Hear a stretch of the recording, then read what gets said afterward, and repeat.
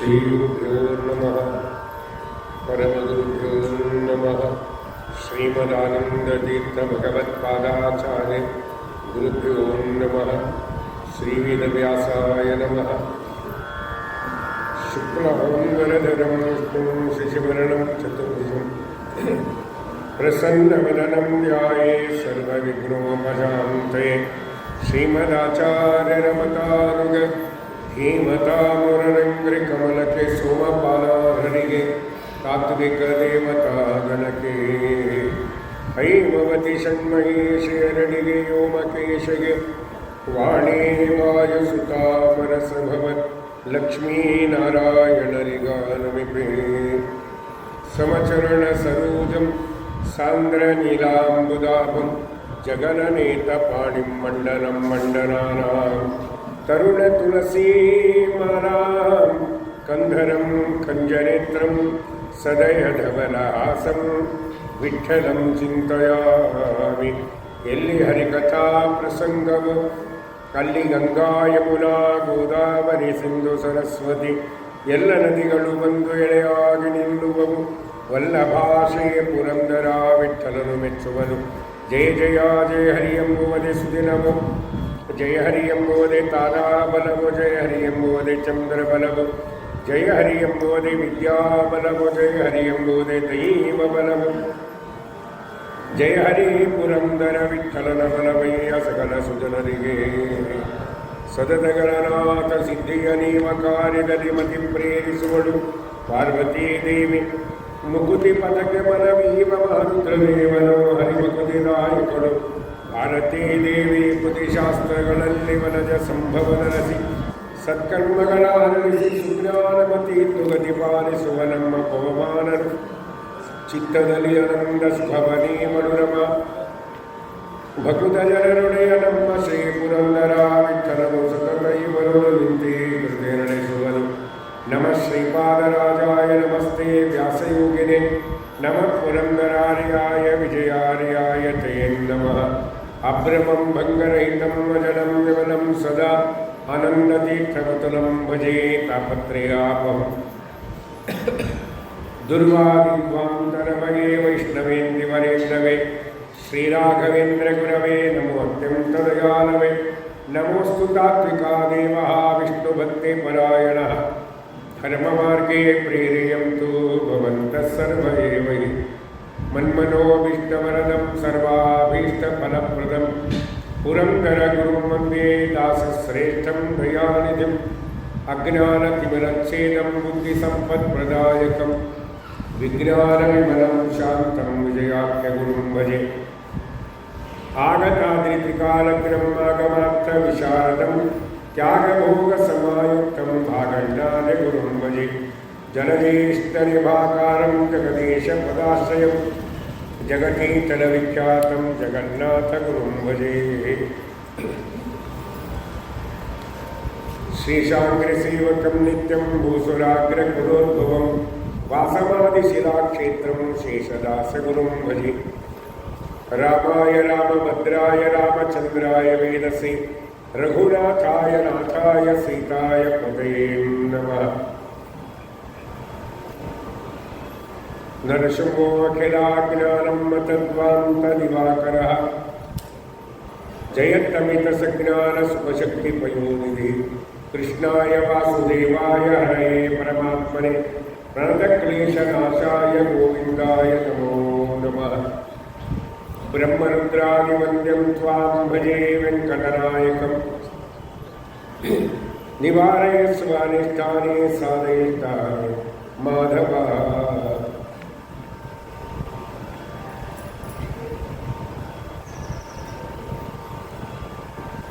ಮುಂದೆ ಮಹಾಭಾರತದಲ್ಲಿ ಅಷ್ಟಾವಕ್ರ ಋಷಿಯ ಚರಿತ್ರೆಯನ್ನು ಜ್ಞಾನಿಗಳು ತಿಳಿಸ್ತಾರೆ. ಒಬ್ಬ ಋಷಿ ಇದ್ದ, ಅವನಿಗೆ ಅಷ್ಟಾವಕ್ರ ಅಂತ ಹೆಸರು ಬಂತು. ಯಾಕೆ? ದೇಹದಲ್ಲಿ ಅಷ್ಟವಕ್ರಗಳನ್ನು ಹೊಂದಿದವನು. ವಕ್ರ ಅಂದರೆ ವಿಕಾರ ಅಂತ ಅರ್ಥ. ದೇಹದಲ್ಲಿ 8 ವಿಕಾರಗಳನ್ನು ಹೊಂದಿದವನು. ಅವನು ಹೆಸರು ಅಷ್ಟಾವಕ್ರ ಅಂತ ಇತ್ತು. ಅವನು ಮಹಾಜ್ಞಾನಿ. ಚಿಕ್ಕ ವಯಸ್ಸಿನಲ್ಲೇ ಒಳ್ಳೆಯ ಜ್ಞಾನವನ್ನು ಸಂಪಾದನೆ ಮಾಡಿದನು. ಅವನಿಗೆ ಒಂದು ಸಮಾಚಾರ ಗೊತ್ತಾಯಿತು. ಏನು ಅಂದರೆ, ಜನಕ ಮಹಾರಾಜರು ದೊಡ್ಡ ಸಭೆಯಲ್ಲಿ ಇಟ್ಟಿದ್ದಾರೆ, ಆ ಸಭೆಯಲ್ಲಿ ಹೋಗಿ ನಾನು ಮಾತಾಡಬೇಕು ಅಂತ ಅವನಿಗೆ ಅನಿಸ್ತು. ಯಾರಿಗೆ? ಅಷ್ಟಾವಕ್ರನಿಗೆ. ಅವನು ನೇರವಾಗಿ ಅಷ್ಟಾವಕ್ರ ಜನಕ ಮಹಾರಾಜನ ಸಭೆಗೆ ಬರ್ತಾನೆ. ಆದರೆ ಜನಕ ಮಹಾರಾಜನ ಸಭೆ ಒಳಗೆ ಇವನನ್ನು ಬಿಡುವುದಿಲ್ಲ. ಯಾಕೆ ಬಿಡುವುದಿಲ್ಲ ಅಂದರೆ, ನೀನು ನೋಡಲಿಕ್ಕೆ ಒಂಥರ ಇದ್ದಿ ಅಂತ ಆ ಸಭೆಯಲ್ಲಿ ಕೂತವರೆಲ್ಲ ತಮಾಷೆ ಮಾಡಿದರು.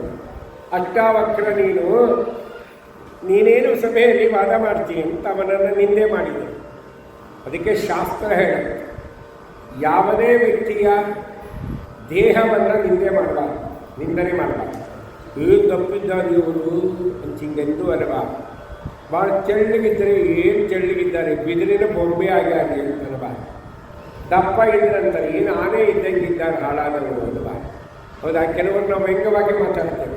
ಅವರ ಕಣ್ಣು ನೋಡಿದರೆ ಬೇಜಾರಾಗುತ್ತೆ ಅಂತ. ಯಾಕೆ? ಶೂರ್ಪಣಿಕೆ ಕಣ್ಣಿದ್ದಂಗಿದೆ ಅಂತ ಇರ್ತಾರೆ.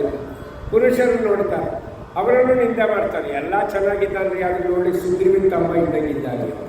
ಅಂದರೆ ಅಂತ ಕೋತಿ ಇದ್ದಂಗಿದ್ದಾರೆ. ಹೌದೇ?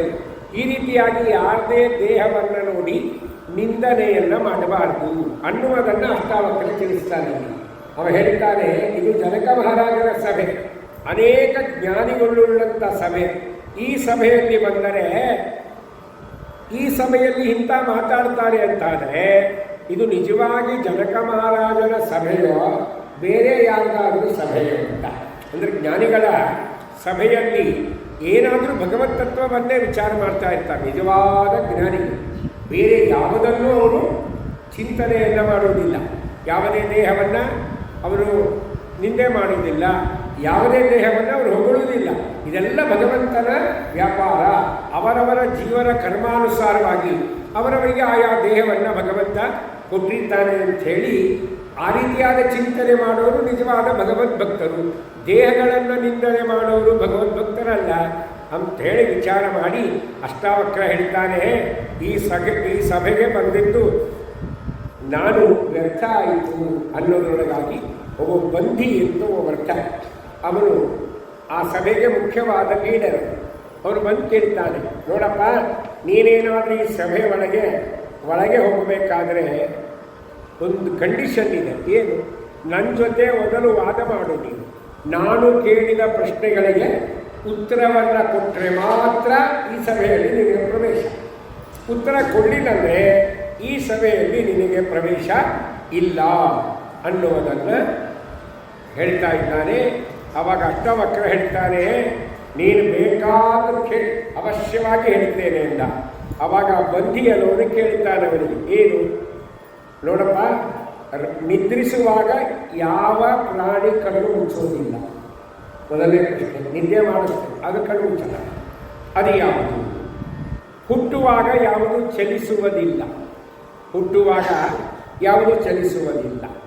ಯಾವುದಕ್ಕೆ ಹೃದಯವೇ ಇಲ್ಲ. ಯಾವುದು ಬೇಗದಿಂದ ವೃದ್ಧಿ ಆಗುತ್ತೆ ಅಂತ ಈ ಪ್ರಶ್ನೆಗಳನ್ನು ಅಷ್ಟಾವಕ್ರನಿಗೆ ಕೇಳಿದ್ದಾನೆ ಬಂಧಿಯನ್ನು. ಅದಕ್ಕೆ ತಕ್ಷಣ ಉತ್ತರ ಕೊಡಲಿಕ್ಕೆ ಅಷ್ಟಾವಕ್ರರು ಸಿದ್ಧರಾಗಿದ್ದಾರೆ. ಅವರು ಹೇಳ್ತಾರೆ, ನೀನು ಯಾವ ವಸ್ತು ನಿದ್ದೆ ಮಾಡುವಾಗ ಯಾವ ಪ್ರಾಣಿ ಕಣ್ಣು ಮುಚ್ಚುವುದಿಲ್ಲ ಅಂತ ಕೇಳಿದಲ್ಲ, ಅದಕ್ಕೆ ಉತ್ತರ ಇಷ್ಟೇ. ಮೀನು ನಿದ್ದೆ ಮಾಡುತ್ತೆ, ಅದರ ಕಣ್ಣು ಮುಚ್ಚಲ್ಲ. ಇದು ವೈಶಿಷ್ಟ್ಯ. ಹೌದಲ್ಲ? ನಾವು ಕಣ್ಣು ಮುಚ್ಚಲಾದ್ರೆ ನಮಗೆ ನಿದ್ದೆ ಮಾಡಕ್ಕೆ ಬರಲ್ಲ. ನಾವೇನಾದರೂ ಕಣ್ಣು ತಕ್ಕೊಂಡು ನಾವು ನಿದ್ದೆ ಮಾಡಿದ್ರೆ ಇದು ಗಂಗಾವಣಾಗಿದೆ ವ್ಯಕ್ತಿ ಅಂತ. ಅದಿಲ್ಲ. ಆ ವಿಚಿತ್ರವಾದ ಸೃಷ್ಟಿ ಭಗವಂತನು. ಅದಕ್ಕೆ ಜ್ಞಾನಿಗಳಂತಾರೆ, ಆಚಾರ್ಯ ಹೇಳಿದ್ದಷ್ಟೇ, ನಮ್ಮ ದೇವರು ಎಷ್ಟು ದೊಡ್ಡವನು ಅಂದರೆ ಅವನ ಸೃಷ್ಟಿ ನೋಡಿದ ಮೇಲೆ ಅವನು ಎಂಥ ಮಹಾತ್ಮ ಅಂತ ಗೊತ್ತಾಗುತ್ತೆ. ಅದನ್ನೇ ಆಚಾರ್ಯ ಹೇಳಿದರು, ಬಹುಚಿತ್ರ ಜಗತ್ ಬಹುದಾ ಕರಣ ಪರಶಕ್ತಿರಂತ ಗುಣ ಪರಮಃ ಅಂತ. ದೇವರ ಸೃಷ್ಟಿ ಬಹಳ ವಿಚಿತ್ರವಾದದ್ದು. ಅದು ನಮ್ಮಿಂದ ನೋಡಲಿಕ್ಕೆ ಆಗೋದೇ ಇಲ್ಲ, ಥಿಂಕ್ ಮಾಡಲಿಕ್ಕೂ ಆಗಲ್ಲ, ವಿಚಾರ ಮಾಡಲಿಕ್ಕೂ ಆಗಲ್ಲ. ಅಂಥ ಸೃಷ್ಟಿಯನ್ನು ದೇವರು ಮಾಡಿದ್ರು. ಅದಕ್ಕೆ ದಾಸರಾಯರು ಉದ್ಗಾರ ತೆಗಿತಾರೆ, ನಿನ್ನ ಸೃಷ್ಟಿಯ ಲೀಲ ನೋಡುವ ಎನಗೆ ಕಣ್ಣು ಸಾವಿರವಿಲ್ಲ. ನಿನ್ನ ಸೃಷ್ಟಿಯ ಲೀಲ ನೋಡುವ ಎನಗೆ ಕಣ್ಣು ಸಾವಿರವಿಲ್ಲ, ನ ಪಾಡಿ ಪೊಗಳನು ಪನ್ನಗಾಧಿಪನಲ್ಲ, ನೀನರಿಯದಿಲ್ಲ.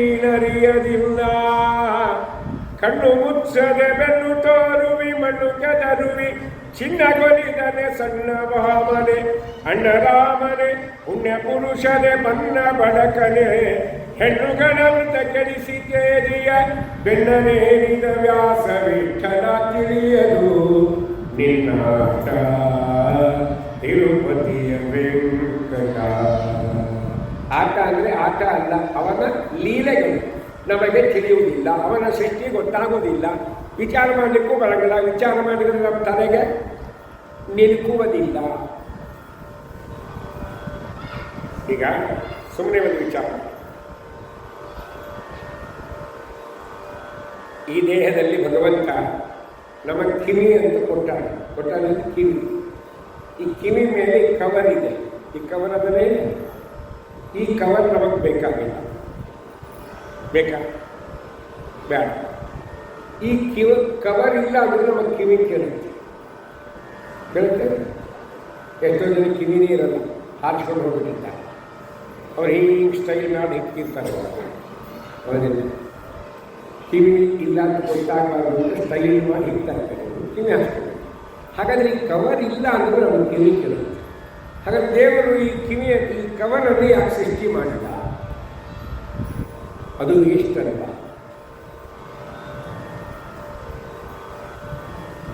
ಹೌದು ಅನಿಸ.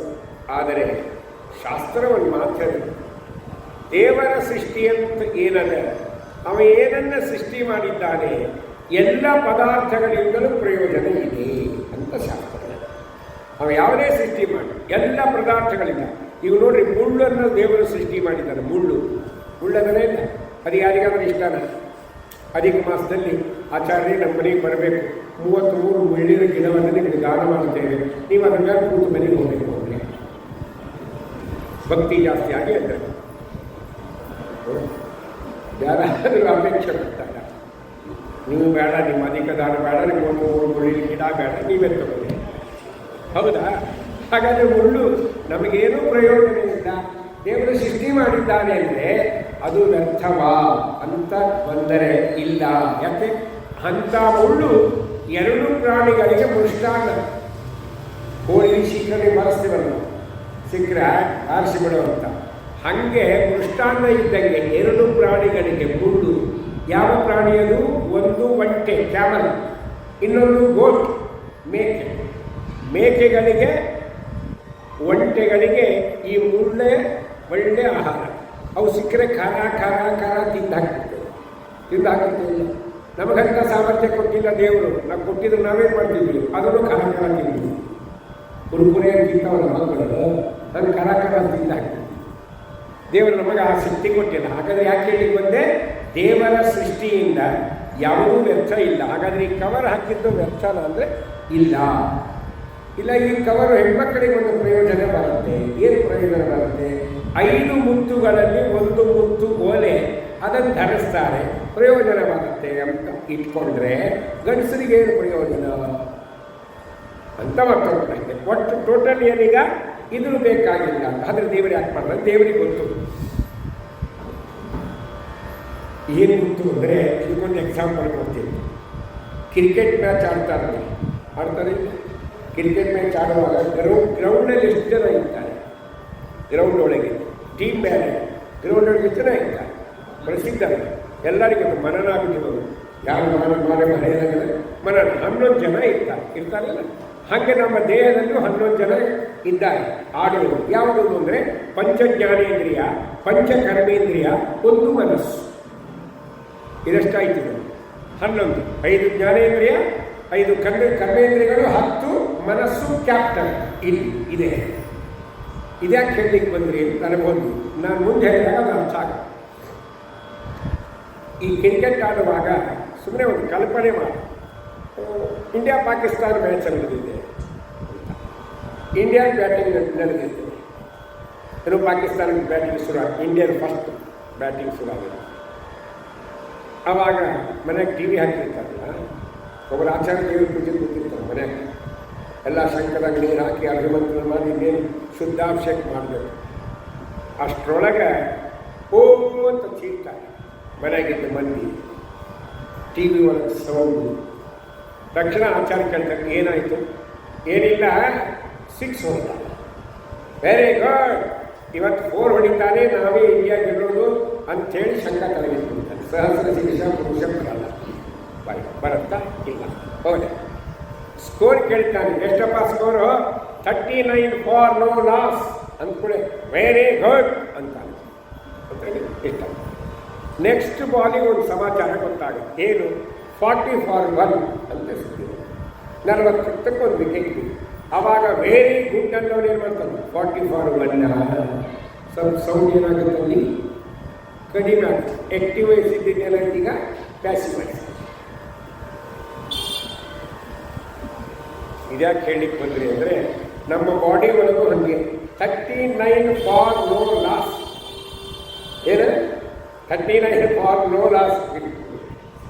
39 ಫಾರ್ ನೋ ಲಾಸ್. 39 ವರ್ಷ ಆಗೋ ತನಕ ಈ ಬಾಡಿ ಗುಂಡು ಇರ್ತದೆ.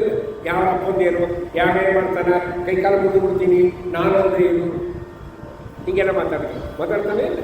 39 ಫಾರ್ ನೋ ಲಾಸ್ ಇದ್ದಂಥ ಬಾಡಿ ಒಳಗೆ 41 ವಿಕೆಟ್ ಬಿಟ್ಬಿಡ್ತು. 40 ಫಾರ್ 1 ಯಾವುದು? ರೀಡಿಂಗ್ ಪ್ರಾಬ್ಲಮ್ ಸ್ಟಾರ್ಟ್ ಆಗುತ್ತೆ. ಅದು ಮೈನಸ್ಸೇ ಇರಬಹುದು. 0.00 -0.5 ಏನೇ ಇರ್ಬೋದು ಅಂತ ಇಟ್ಕೊಂಡು. ರೀಡಿಂಗ್ ಪ್ರಾಬ್ಲಮ್ಸ್ ಯಾಕೋ ಸಣ್ಣ ಅಕ್ಷರ ಕಾಣಿಸಲ್ಲ. ಅದು ವೈದ್ಯರ ಹತ್ರ ಹೋಗ್ತಾರೆ, ಹೌದಾ?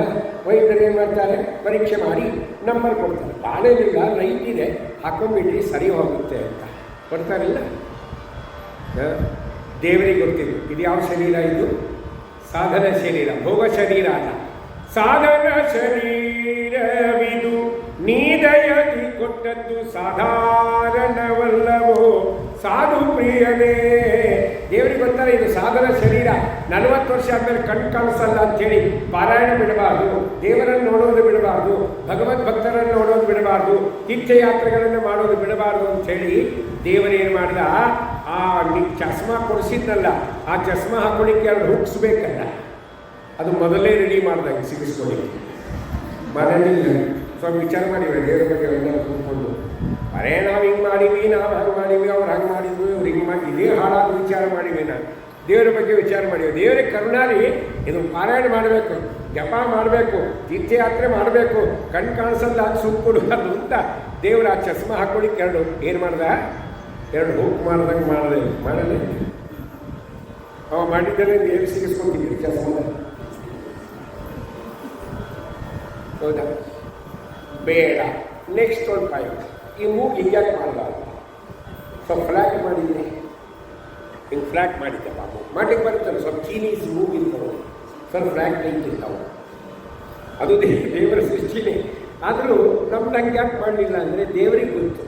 ಬರೀ 2 ಸಿಗಿಸ್ಕೊಂಬಂದಿದ್ರೆ ಸಾಲಲ್ಲ, ಅದು ತಪ ಬೀಳ್ತದೆ ಅಂತೇಳಿ ಅವನು ಮೈಕಿ ಸ್ಟ್ಯಾಂಡ್ ಕೊಟ್ಟರೆ ನೀವು ಮೂಗ್ಕೊಂಡು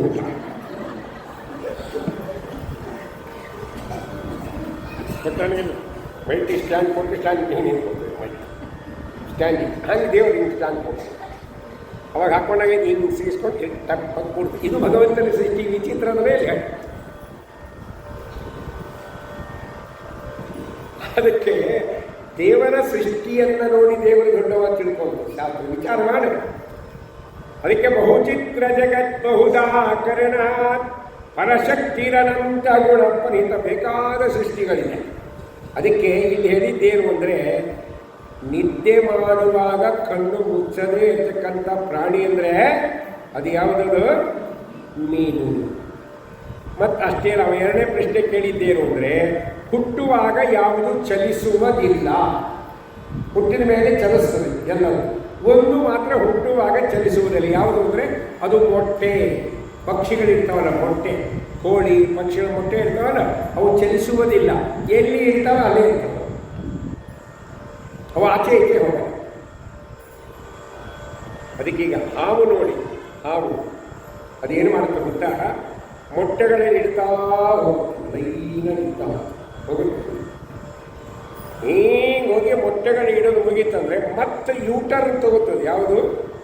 ಹಾವು ತಾನು ಇಟ್ಟ ಮೊಟ್ಟೆಗಳನ್ನೇ ತಾನೇ ತಿಂತಾ ಬರುತ್ತೆ.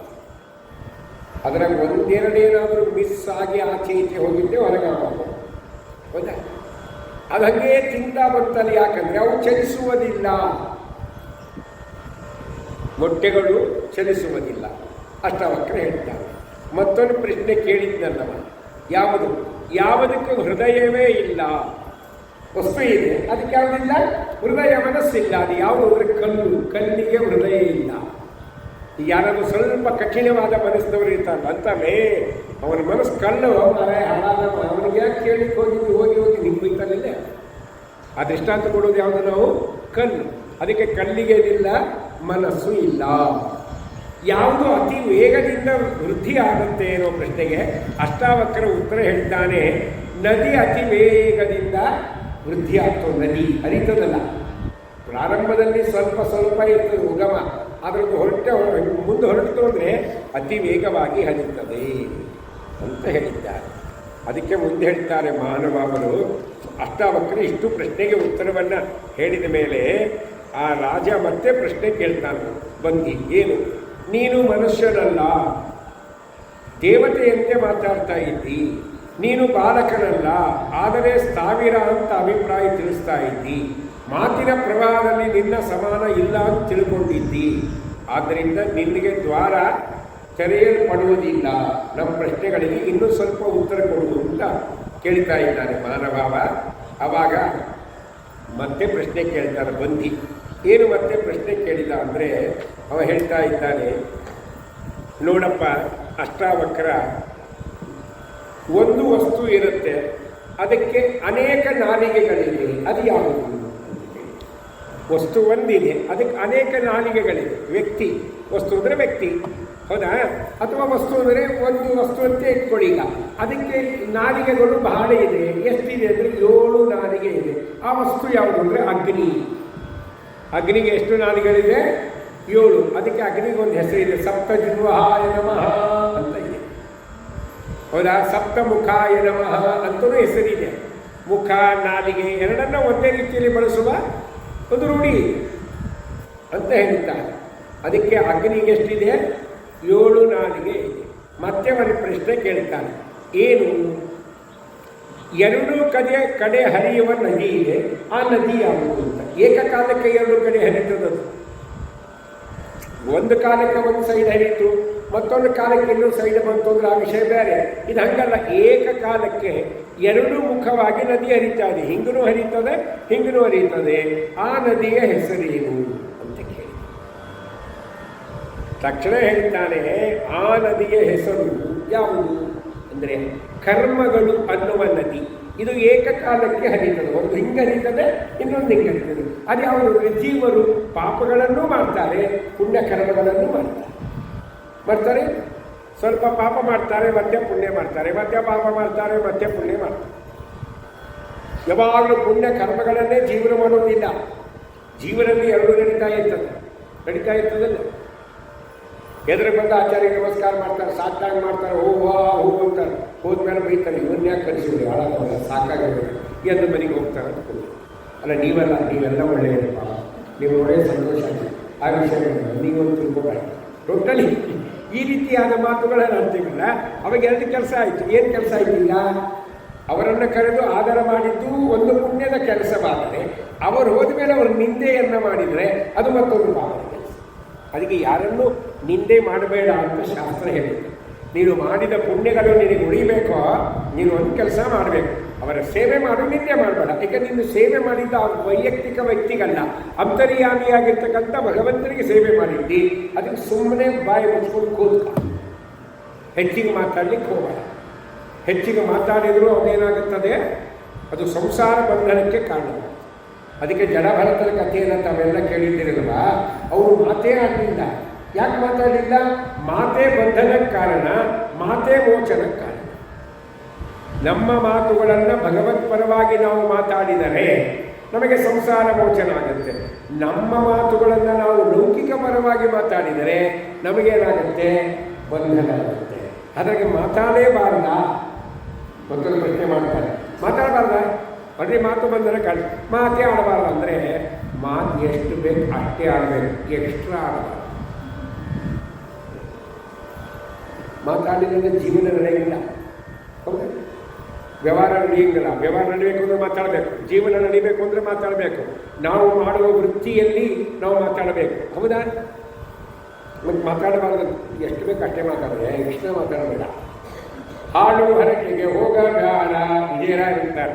ಹಾಡು ಹರಟೆಗೆ ಹೋಗಬೇಡ, ಕಂಡ ಕೂಳುಗಳನ್ನು ತಿಂದು ಒಡಲರಿಯ ಬ್ಯಾಡ, ಕಾಲ ವ್ಯರ್ಥ ಕಳೆಯ ಬ್ಯಾಡ, ನಮ್ಮ ಪ್ರಾರಬ್ಧ ಕರ್ಮಕ್ಕೆ ಮನಸೋಲ ಬ್ಯಾಡ, ಶ್ರೀಹರಿ ದಯ ಮಾಡ, ಎಚ್ಚತ್ತು ಇರು ಕಂಡ್ಯ ಮನವೇ. ವಿಜಯಪುರ ಎಚ್ಚರಿಕೆಯಲ್ಲಿ ಮೈ ಮೇಲಂತ ನಾವು ಭಾಳ ಕೇರ್ಫುಲ್ ಆಗಿದ್ದೀವಿ. ಇನ್ನಿನ್ ಕೇರ್ಫುಲ್ ಇದಲ್ಲ, ದೇವರ ಬಗ್ಗೆ ಎಚ್ಚರಿಕೆ ಇರಬೇಕು. ಎಂಥ ಎಚ್ಚರಿಕೆ? ಪುರಂದಾಸರಂತ್ರ ಕೊಡ್ತಾರೆ.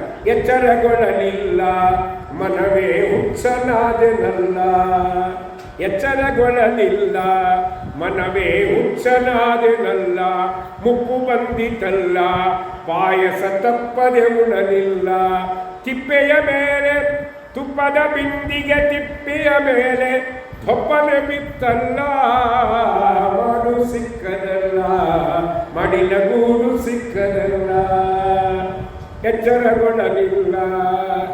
ಯಾರ ಬಗ್ಗೆ? ದೇವರ ಬಗ್ಗೆ ಎಚ್ಚರಿಕಾಗಿಲ್ಲ ಅಂತ. ಅದಕ್ಕೆ ಎಚ್ಚತ್ತು ಇರು ಕನ್ಯಾ ಮನೆ ಅಂತ ವಿಜಯರಾಯರು ವ್ಯಾಖ್ಯಾನ ಮಾಡಿದರು. ಎಚ್ಚರಗೊಳ್ಳಲಿಲ್ಲ ಮನವೇ ಹುಚ್ಚನಾದೆನಲ್ಲ. ಹೆಂಡತಿ ಮಕ್ಕಳು ಸಂಸಾರ ಇದರಲ್ಲೇ ನಿಂತ್ಕೊಂಡು ಹುಚ್ಚ ಬಿಟ್ಟೆ ನಾನು. ಕೆಲವರು ತಿಳ್ಕೊಂಡಿರ್ತಾರೆ, ಸರ್ ಎಲ್ಲರೂ ನನ್ನ ಮಾತು ಕೇಳ್ತಾರೆ ಸರ್, ನನ್ನ ಮಾತು ಅಂದರೆ ಆಯ್ತು. ಹೌದಿಲ್ಲ? ನಮ್ಮ ತಲೆಯಲ್ಲಿ ಆ ಭ್ರಮೆ ಇರುತ್ತೆ, ಎಲ್ಲರೂ ನನ್ನ ಮಾತು ಕೇಳ್ತಾರೆ. ಆದರೆ ಕೊನೆಗೆ ಗೊತ್ತಾಗುತ್ತೆ ಯಾರೂ ನನ್ನ ಮಾತು ಕೇಳಿಲ್ಲ, ಎಲ್ಲರ ಮಾತೇ ನಾನು ಕೇಳಿದ್ದೀನಿ.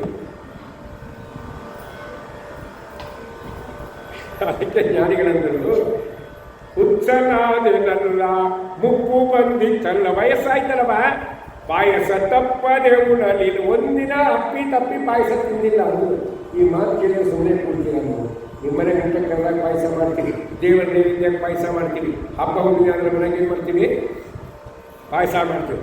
ರಾಯರ ಮಠದಾಗಂತೂ ದಿನ ಪಾಯಸ ಮಾಡ್ತಾರೆ. ಎಲ್ಲೆಲ್ಲಿ ಜ್ಞಾನಿಗಳಿದ್ದಾರೆ ಎಲ್ಲ ಪಾಯಸ ಮಾಡಿ ಹಾಕ್ತಾರೆ. ತಿಂದಿಲ್ಲ ಅಂದರೆ ವರುಣದಾಸ ಈ ಪಾಯಸ ಅಲ್ಲ, ರಾಮನಾಮ ಪಾಯಸಕ್ಕೆ ಕೃಷ್ಣ ನಾಮ ಸಕ್ಕರಿ, ವಿಠಲ ನಾಮ ತುಪ್ಪವ ಬೆರೆಸಿ ಬಾಯಿ ಚಪ್ಪರಿಸಿರು, ರಾಮನಾಮ ಪಾಯಸ. ಈ ಪಾಯಸ ತಿಂದಿಲ್ಲ ಅಂತ ಅರ್ಥ. ಜಡವಾದ ಪಾಯಸ ಜಡ ದೇಹಕ್ಕೆ ಆಯ್ತು ವಿನ ಜೀವಕ್ಕೆ ಪಾಯಸ ಯಾವುದು ಅಂದರೆ ಭಗವಂತನ ಸ್ಮರಣೆ. ಅದಕ್ಕೆ ಪಾಯಸ ತಪ್ಪದೆ ಉಣಲಿಲ್ಲ. ತುಪ್ಪದ ಬಿಂದಿಗೆ ತಿಪ್ಪೆ ಮೇಲೆ ತೊಪ್ಪಲೆ ಬಿತ್ತಲ್ಲ. ತುಪ್ಪದ ಬಿಂದಿಗೆ ಅಂದರೆ ಸಾಧನ ಶರೀರ. ಆ ತುಪ್ಪ ತುಂಬಿಕೊಂಡು ಬಿಂದಿಗೆ ತೊಗೊಂಡು ಹೋಗ್ತಾ ಇರ್ತೀವಿ ತಿಳ್ಕೊಂಡು ಹೋಗೋದೇನಾಯಿತು, ಬೈ ಚಾನ್ಸ್ ಕಾಲ್ ಜಾರಿ ಬಿದ್ದರೆ ಆ ಬಿಂದಿಗೆ ಇಲ್ಲಿ ಬಿದ್ದರೆ ಸ್ವಲ್ಪ ತುಪ್ಪ ಬಳಕೋದು, 90% ಬಳಕೋದು. ಹೌದಾ? 95 ಬೆಳಿಬೋದು. ಕೆಲವರು ಟೆಕ್ನಿಕ್ ಇರ್ತದೆ ಬಳಕೋಬೇಕು. ಎಲ್ಲ ಕಡೆ ಬಳಕೊಂಡಿರ್ತಾರೆ, ತುಪ್ಪನೂ ಬಳಕೊಂಡಿರ್ತಾರೆ, ಊಟ ಕೂತಾಗಲು ಬಳಕೊಂಡು ನಿಂತಿರ್ತಾವೆ. ಕೈ ಬೇಕ್ತವ, ಹಿಂಗೆ ಮಾಡ್ತಾವ, ಬೇಡ ಏನೇ ತುಪ್ಪ ಬಳಕೊಂಡಿದೆ 90% ಬಂತು. ಹೌದಾ? 10% ಲಾಸ್ ಆಯ್ತು. ಅಂಥ ದೊಡ್ಡ ಲಾಸ್ ಅಲ್ಲ ಅದು. ಆದರೆ ತಿಪ್ಪೆ ಮೇಲೆ ತುಪ್ಪ ಬಿದ್ದರೆ ಏನಾದರೂ ಬಳ್ಕೊಳ್ಳಿ ಬರುತ್ತೆ. ಏನಪ್ಪ ತಿಪ್ಪೆ ಮೇಲೆ ಬಿದ್ದದ, ಅದಕ್ಕೆ ಕ್ಲೀನಾಗಿ ಮಾಡ್ಕೊಂಡು ಹೋದ್ರಾಯ್ತು ಅಂದರೆ ಯಾರು ಮಾಡ್ಕೊಂಡು. ಆ ತುಪ್ಪದ ಬಿಂದಿಗೆ ತಿಪ್ಪೆ ಮೇಲೆ ಬಿದ್ದರೆ ಎಷ್ಟು ವ್ಯರ್ಥವೋ ಹಾಗೆ ನಮಗೆ ದೇವರು ಕೊಟ್ಟ ಸಾಧನ ಶರೀರವನ್ನು ನಾವು ರಾಮನಾಮ ಪಾಯಸ ತಿನ್ನದೇ ಇದ್ದರೆ ಅಷ್ಟೇ ವ್ಯರ್ಥ ಇತ್ತು ಅಂತಜ್ಞಾನಿಗಳಂತ. ಅದಕ್ಕೆ ವಿಜಯರಾರಂದರು ಹಾಡು ಹರಟೆಗೆ ಹೋಗಬೇಡ. ಹಾಗೆ ಹೆಚ್ಚಿನ ಮಾತಾಡಬಾರ್ದು ಅಂತ ನಷ್ಟಾವತ್ತ. ಮನುಷ್ಯ ದೇಹ ಬಂದಾಗ ಚಲಿಸದೇ ಇರ್ತಕ್ಕಂಥದ್ದು ಹೊಟ್ಟೆಗಳು. ಆದರೆ ಪ್ರಸಂಗದಲ್ಲಿ ಹೆಚ್ಚಿನ ಮಾತಾಡಬಾರ್ದು, ಎಷ್ಟು ಬೇಕು ಅಷ್ಟೇ ಮಾತಾಡಬೇಕು. ಅಲ್ಲಿ ನಿಮ್ಮಪ್ಪನ ಏನು ಗಂಟು ನಾವು ಮಾತಾಡ್ತೀವಿ, ನಿಮ್ಮಪ್ಪನ ನಾವು ಅಂದರೆ ಶಾಸ್ತ್ರ ಹೇಳುತ್ತೆ. ಇದಕ್ಕೊಂದು ಉದಾಹರಣೆ ಕೊಡ್ತೇವೆ. ಹೆಚ್ಚಿನ ಮಾತಾಡಬಾರ್ದು, ಎಷ್ಟು ಬೇಕೋ ಅಷ್ಟು ಮಾತಾಡಬೇಕು. ಹಿಂದಿನ ಕಾಲಕ್ಕೆ ಸ್ವಲ್ಪ ಒಂದು 15 ವರ್ಷಗಳ 20 ವರ್ಷಗಳ ಹಿಂದೆ ಇಟ್ಕೊಳ್ಳಿ. ಅವಾಗ ಏನಾಗ್ತಿತ್ತು, ಎಲ್ಲರೂ ಆಫೀಸ್ನಾಗ ಕೆಲಸ ಮಾಡೋರು ಇರ್ತಿತ್ತು. ಎಲ್ಲ ವ್ಯಕ್ತಿಗಳು ಆಫೀಸ್ನಾಗ ಕೆಲಸ ಮುಂಜಾನೆ 10ಕ್ಕೆ ಹೋಗೋದು, 5:30 6 ಮನೆಗೆ ಬಂದರು. ಅವರಿಗೆ ಪ್ರತಿ ತಿಂಗಳ ಮೊದಲನೇ ತಾರೀಕು ಬಂದರೆ ಏನಾಗ್ತಿತ್ತು? ಸಂಬಳ ಆಗ್ತಿತ್ತು. ಹೌದಾ? ತಿಂಗಳ ಕೊನೆ ಅಂತ ಬರ್ತಿತ್ತು ಅವರಿಗೆ. ಅವಾಗ ತಿಂಗಳ ಕೊನೆಯದೇನು 20, 22 ಡೇಟ್ ಆಯಿತು ಅಂದರೆ ಯಾರ ಹತ್ರ ಅವಾಗ ಏನು ಇರ್ತಿದ್ದಿಲ್ಲ, ಕೈಯಾಗಿ ದುಡ್ಡು ಇರ್ತಿದ್ದಿಲ್ಲ. ಒಂದು ಮನೆಗೆ ಅತಿಥಿಗಳು ಬಂದರು ಅಂತ 4 ಜನ ಅತಿಥಿಗಳು ಬರ್ತಾರೆ ಮನೆಗೆ. ಆವಾಗ ಮನೆಯವರು ವಿಚಾರ ಮಾಡ್ತಾರೆ, 4 ಜನ ಅತಿಥಿಗಳು ಬಂದಿದ್ದಾರೆ, ನಾವಿದ್ರೆ ಏನೋ ಅನ್ನ ಗೊಜ್ಜು ಚಿತ್ರಾನ್ನೋ ತಿಂದುಬಿಡ್ಬೋದು, ಬಂದವ್ರಿಗೆ ಸ್ವಲ್ಪ ಆದರೂ ಏನಾದರೂ ಮಾಡಿ ಹಾಕಬೇಕಲ್ಲ, ಕೈಯಾಗಿ ದುಡ್ಡಿಲ್ಲ, ತಿಂಗಳ ಕೊನೆ ಏನು ಮಾಡಬೇಕು ಅಂತ ಗಂಡ ಹೆಂಡತಿ ವಿಚಾರ ಮಾಡ್ತಿರ್ತಾರೆ. ಅವಾಗ ಅವ್ರಿಗೆ ಒಂದು ನಿರ್ಣಯ ತಗೋತಾರೆ, ಪಕ್ಕದ ಮನೆಗೆ ಹೋಗ್ತೀರ, ಅವ್ರಿಗೂ ತಿಂಗಳ ಕೊನೆ ಒಂದೇ ಆಫೀಸ್ನ ಕೆಲಸ ಮಾಡ. 4-5 ಮಂದಿ ವಿಚಾರ ಮಾಡ್ತಾರೆ ಕೂತೆ, ಅವರಿಗೂ ಕೊನೆ ತಿಂಗಳ ಕೊನೆ ಎಲ್ಲಿ ಕೊಡ್ತಾರೆ ಅದನ್ನು ಏನೋ ಮತ್ತು ಹೋಗಿ ಕೇಳಿ ಇಲ್ಲ ಅಂತ ಯಾಕೆ ಅನಿಸ್ಕೋಬೇಕು ಅಂತ ಇಷ್ಟು ವಿಚಾರ ಮಾಡಿದ ಮೇಲೆ ಗಂಡ ಹೆಂಡತಿ ಹೆಂಗೆ ಮಾಡಬೇಕು ಅಂತ ಒಂದು ನಿರ್ಣಯ ತಗೊಳ್ತಾರೆ. ಈ ನಿರ್ಣಯ ತಗೊಂಡಿರೋದು ಯಾರಿಗೂ ಕೇಳೋದು ಬೇಡ, ಅದಕ್ಕೆ ಸತ್ಕಾರ ಮಾಡಿ ಹೆಂಗೆ ಮಾಡೋಣ ಅಂದರೆ ದೇವರ ಹತ್ರ ಒಂದು ಹುಂಡಿ ಅಂತ ಇಟ್ಟಿರ್ತಾರೆ.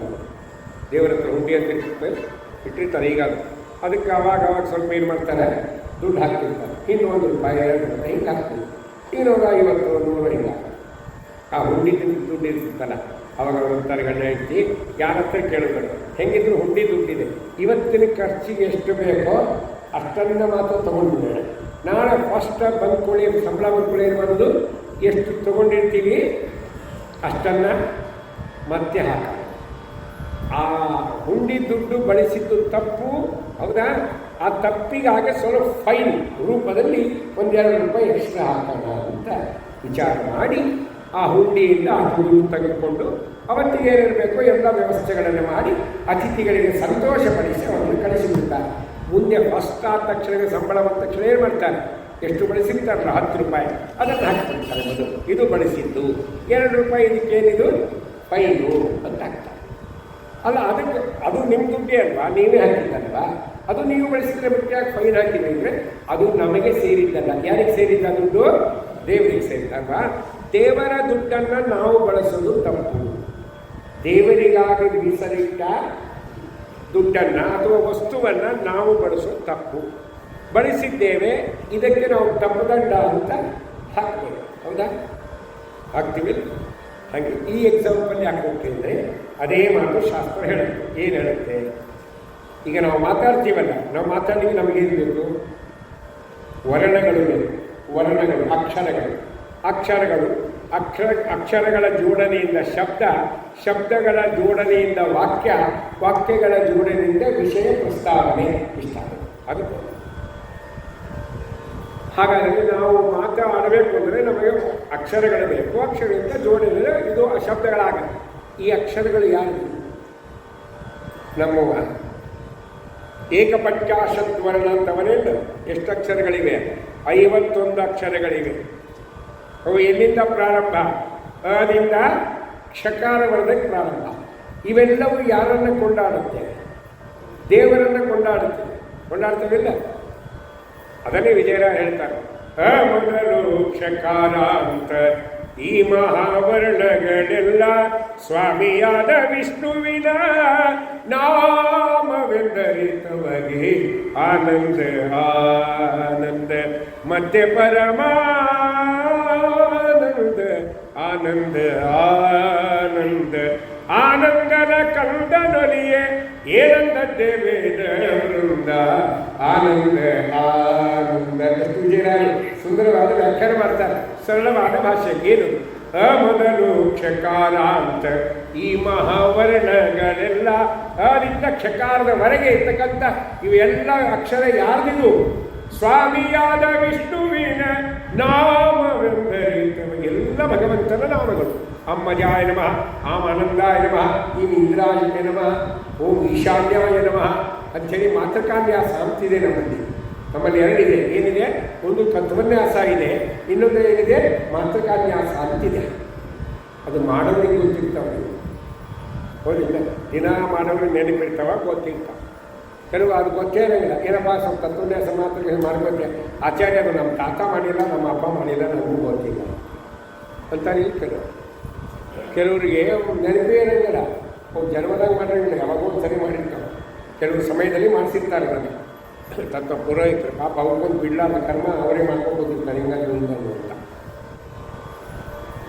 ನಮ್ಮ ದೇಹ ಶುದ್ಧಿ ಆಗಬೇಕು ಅಂತಂದರೆ ತತ್ವನ್ಯಾಸ ಮಾತ್ರ ಕಾನ್ಯಾಸವನ್ನೇ ನಾವು ಮಾಡ್ಕೋಬೇಕು, ಪ್ರತಿನಿತ್ಯ ಮಾಡ್ಕೋಬೇಕು. ಹೌದಾ? ಎಷ್ಟು ಸರಿ ಮಾಡ್ಕೋಬೇಕು ಆಚಾರಿದ್ರೆ ಮಿನಿಮಮ್ 4 ಟೈಮ್ಸ್ ಮಾಡ್ಕೋಬೇಕು. ಯತಿಗಳು ಎಷ್ಟು ಪವಿತ್ರರಾಗಿರ್ತಾರೆ, ಜ್ಞಾನಿಗಳು ಪವಿತ್ರ. ಯಾಕೆ ಅವ್ರು ಹಂಗೆ ಮಾಡ್ಕೊತಿರ್ತಾರೆ. ಒಂದು ಕಡೆ ಹೋದಾಗ ಗಂಡ ಹೆಂಡತಿ ಬಂದಿದ್ರು, ನನ್ನ ಹತ್ರ ಬಂದು ಜಗಳ ತಗೋದು ಅಲ್ಲ, ಅವರು ನಂಗೆ ಕೇಳಿರ್ತಾರೆ. ನಮ್ಮ ಯಜಮಾನರು 1.5 ತಾಸು ಸಂಧ್ಯಾವನೆ ಮಾಡ್ತಾರೆ, ಅಷ್ಟು ಸಂಧ್ಯಾವನೆ ಇದೆಯಾ ಅಂತ ಹೇಳ್ತೀವಿ. ಮಾಡವ ನೀವು ಯಜಮಾನ ನೀಯಾಗಿ ತಲೆಕೆಸ್ಕೊಂಡು ಕೇಳಿದೆ ಗುಣ ತಲೆಕೆಸ್ಗೆ ಯಾಕೆ ಮಾಡೋದು ಅಷ್ಟೊಂದು ಯಾವ ಆಚಾರ ಮಾಡಿದ್ರೆ ಬಿಡ್ರಿ, ಯಾವ ಸ್ವಾಮಿಗಳು ಮಾಡಲ್ಲ ನೋಡಿ ಅಂತಂದ್ರೆ ನಾನು ಹಂಗಾರ ಬೇಡ ಅಂತ. ಅವ್ರು ಮಾಡುವಾಗ ನೀನು ನೋಡೋದಲ್ಲ, ನೀನು ನೋಡಿದಾಗ ಅವ್ರು ಮಾಡಲಿಕ್ಕಿಲ್ಲ, ಅವ್ರು ಮಾಡುವ ನೀನು ನೋಡ್ತೀಯಾ? ಹೌದು, ಸಂಧ್ಯಾವನೆ ಅಷ್ಟು ಬೇಕು. ಸಂಧ್ಯಾವನೆ ಭಾಳ ಟೈಪ್ಸ್ ಅವು. ನಮ್ಮ ಗುರುಗಳು ಹಿಂದೆ ಹೇಳಿದ್ದಾರೆ 100 ಟೈಪ್ಸ್ ಸಂಧ್ಯಾವನವ, 1000 ಟೈಪ್ಸ್ ದೇವರು ಪೂಜಾ.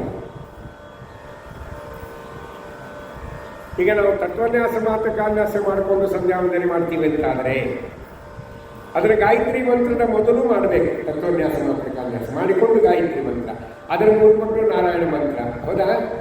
ನಾವು ಅಷ್ಟಕ್ಕೆ ಸ್ಟಾಪ್ ಆಗಿದ್ದೀವಿ. ಮುಂದೆ ಹೇಳುತ್ತೆ 2 ಪಟ್ಟು ವಾಸುದೇವ ದ್ವಾದಶ ಅಕ್ಷರ ಮಂತ್ರ ಮಾಡಬೇಕು, ಆಮೇಲೆ ಅದರ ಅರ್ಧ ಪಟ್ಟು ಪಂಚಾಕ್ಷರಿ ಮಂತ್ರ ಮಾಡಬೇಕು ಅಂತದ ಗಾಯತ್ರಿಗೆ. ಇದು ಮಾಡೋ ಜನನೇ ಕಡಿಮೆ. ಹೌದಲ್ಲ? ಮಾಡೋದೇ ಭಾಳ ಕಡಿಮೆ, ಮಾಡೋ ಜನ ಕಡಿಮೆ. ಮತ್ತು ಹಂಗೆ ಮಾಡಿ 100 ಗಾಯತ್ರಿ ಮಾಡಿದ ಅಷ್ಟೆಲ್ಲ ಬೆಳೀತಾರೆ.